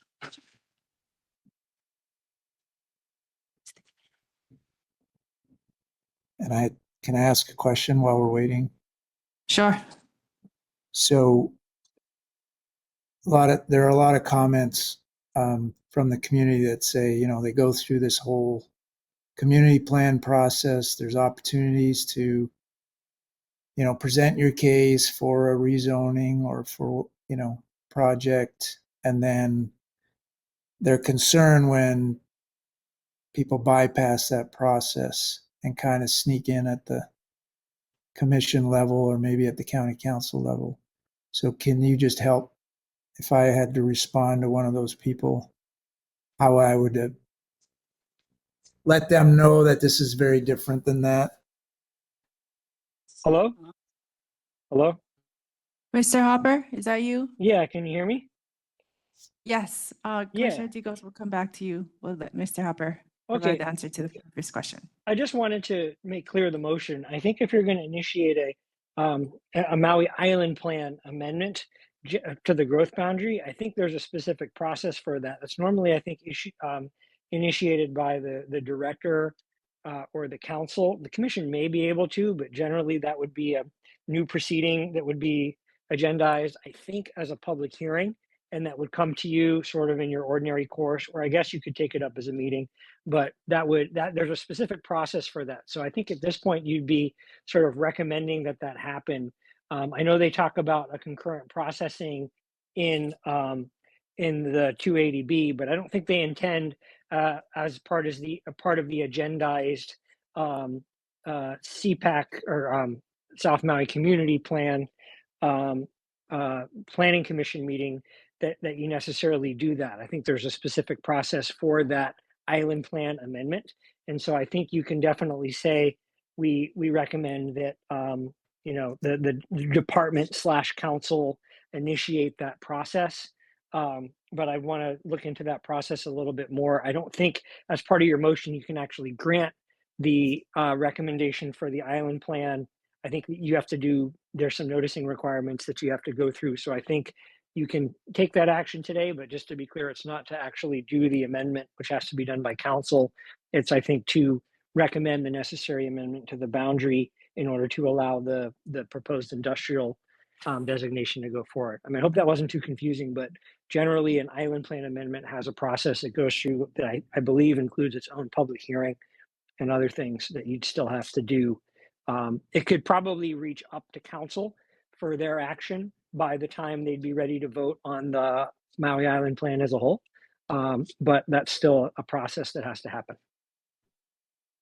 Thank you, Mr. Hubbard. Just to make sure we're clear on what you said, the action to us would be to recommend that the director or the department or council initiate the Maui Island Plan amendment process. Yes, and yeah, I think you could do that as part of this to say, we want this designation to be something that is not currently consistent with the island plan, and therefore before council makes that final decision on what this should be designated, they would need to amend the island plan growth boundary if this is inconsistent with the growth boundary. That would have to be done before council could take action on this community plan designation if it's inconsistent with the current boundaries. Okay, thank you. I have a quick question. Yep. Madam Chair. Thank you, Mr. Hopper. Quick question. Because the property has not been finalized at this point, would we want to include a condition stating that if the sale does not go through, that it would remain ag? I mean, I don't think you should be doing these designations based on sales or any of that stuff. I mean, you should do it based on what the designation should be. So if they're not, I mean, I don't think you should grant land use designations on like prospective sales in that situation. You would do it based on what this property should be designated regardless of the ownership. That makes sense. I just wanted to clarify. Yep, nope. Director? Yeah, if I may, I'd like to address Commissioner Dekos's question. Sure. So I share your concern, and that's part of the reason why the planning department does not recommend moving forward in this way. We think that, we have a process in place for the community to be actively engaged and for folks to come and make their comments known to the CPAC. And in addition to that, we have a Maui Island plan process that designates urban growth boundaries.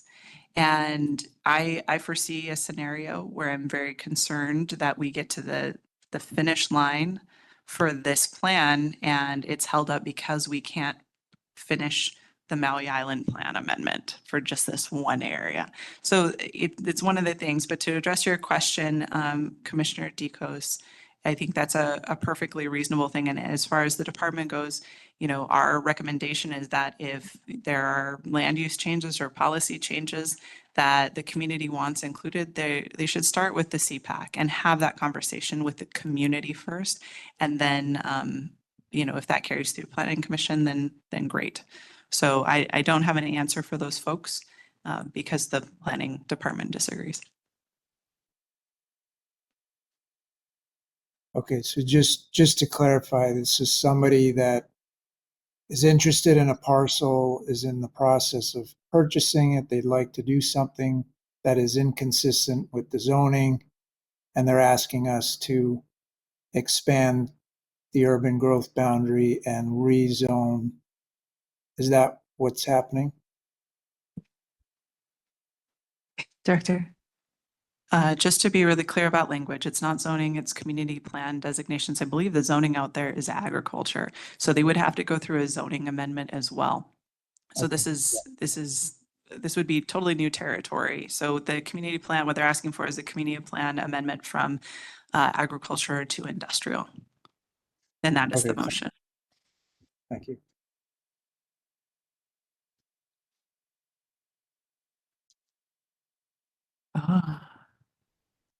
Further deliberation, commissioners? Is hearing that, is there any modification you want to make to your motion? That's what I was just going to say, is that I would move to amend my motion to support the language that Mr. Hopper provided. Okay, Commissioner Lindsay as the second. I would agree. Thank you. So second. Okay.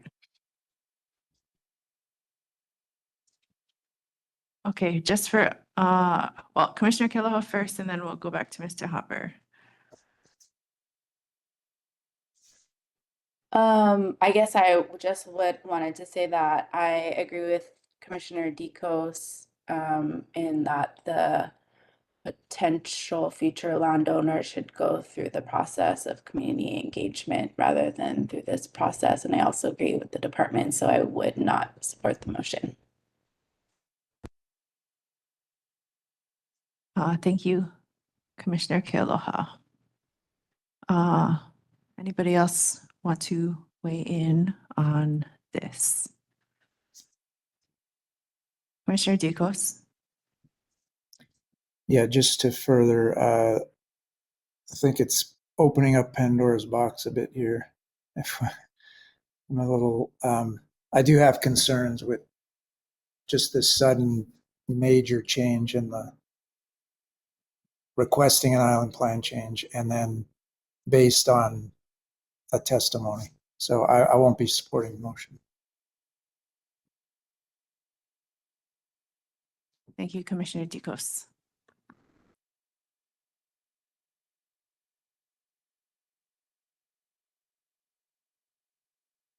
Commissioners Hippolito, Vice Chair.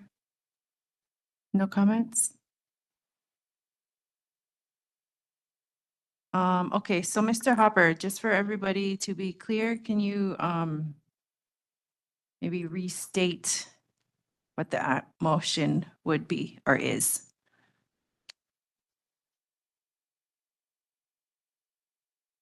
Okay, can you hear me? Yes. Great. Well, there's a process, it is discussed in the plan or in 280B that you can concurrently process an island plan amendment. I don't think at the meeting today, you can really vote to complete that amendment or not do the regular process behind that. So I think the best you could do if you wanted to go about it this way, and I'm not saying I necessarily disagree with the planning director on her comments, but I have to read 280B and see that they do anticipate that this is something that can be considered during the update. That you would, I think, you're doing designations in the community plan for all these parcels. And so for this one, you do the community plan designation. Because council can't act on that until they do an island plan amendment to the urban growth boundaries, though, I think you would be also stating that you want the planning department or council as applicable to institute the proceeding to make this consistent with that. And so that could happen concurrently at the same time. And the council get both your recommendations. I suppose the council, once it gets the plan, can look at it themselves and decide they agree or disagree with you and decide to initiate it at that time.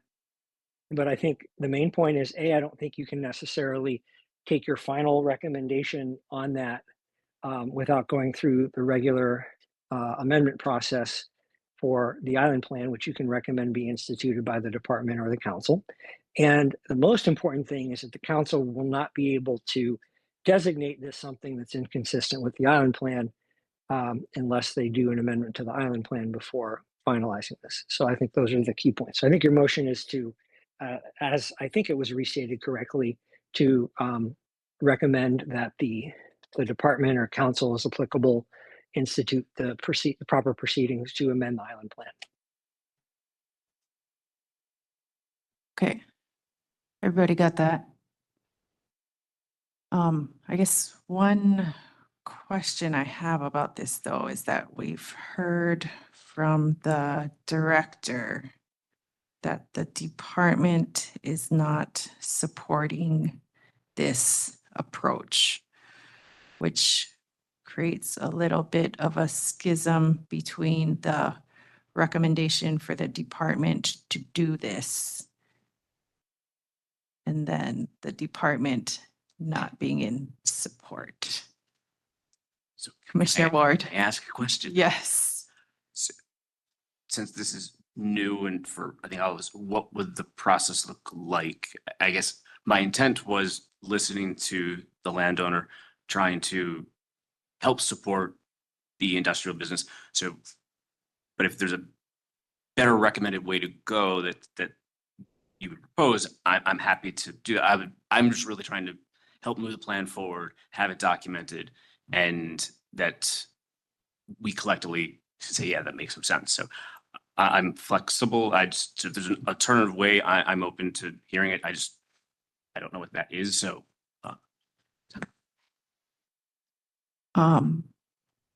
Commissioner Dicos has his hand up. Well, I think there is an alternative way. It's the way everybody else does it.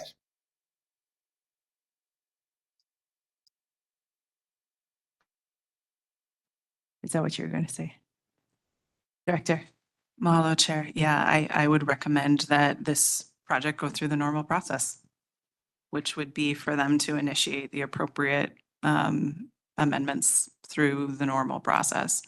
The alternative too, because if you do recommend the planning department initiate this, we don't have to. And the chair identified correctly that, you know, this does create somewhat of a schism.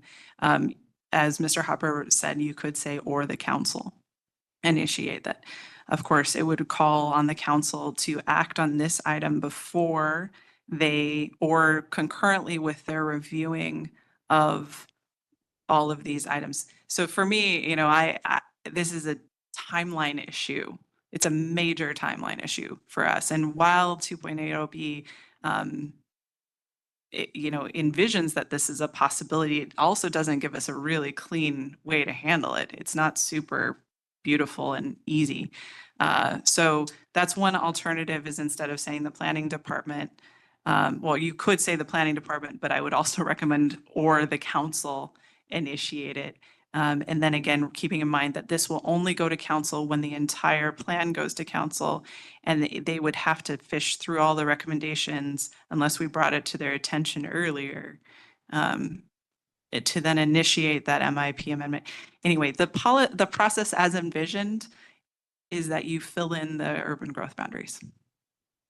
That's why the planning department has this position.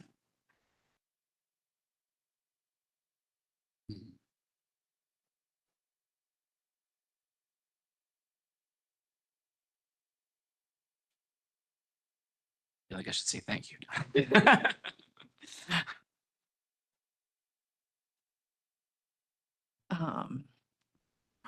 Yes.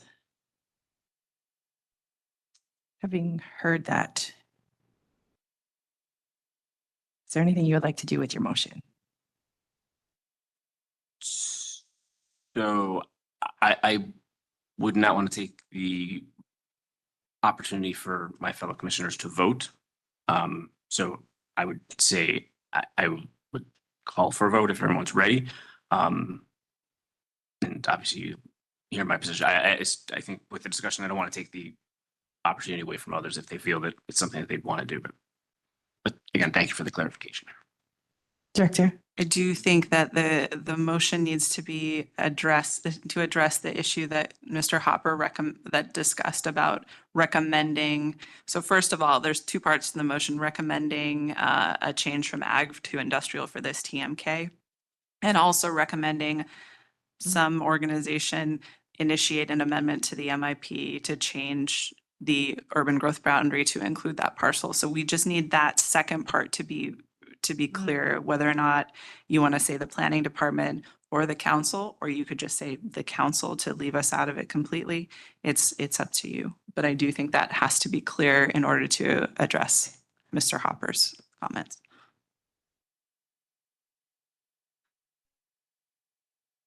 Amend your motion? Yeah, I'm happy to amend it to Right. council. I know I'm not allowed, I can't do this, but like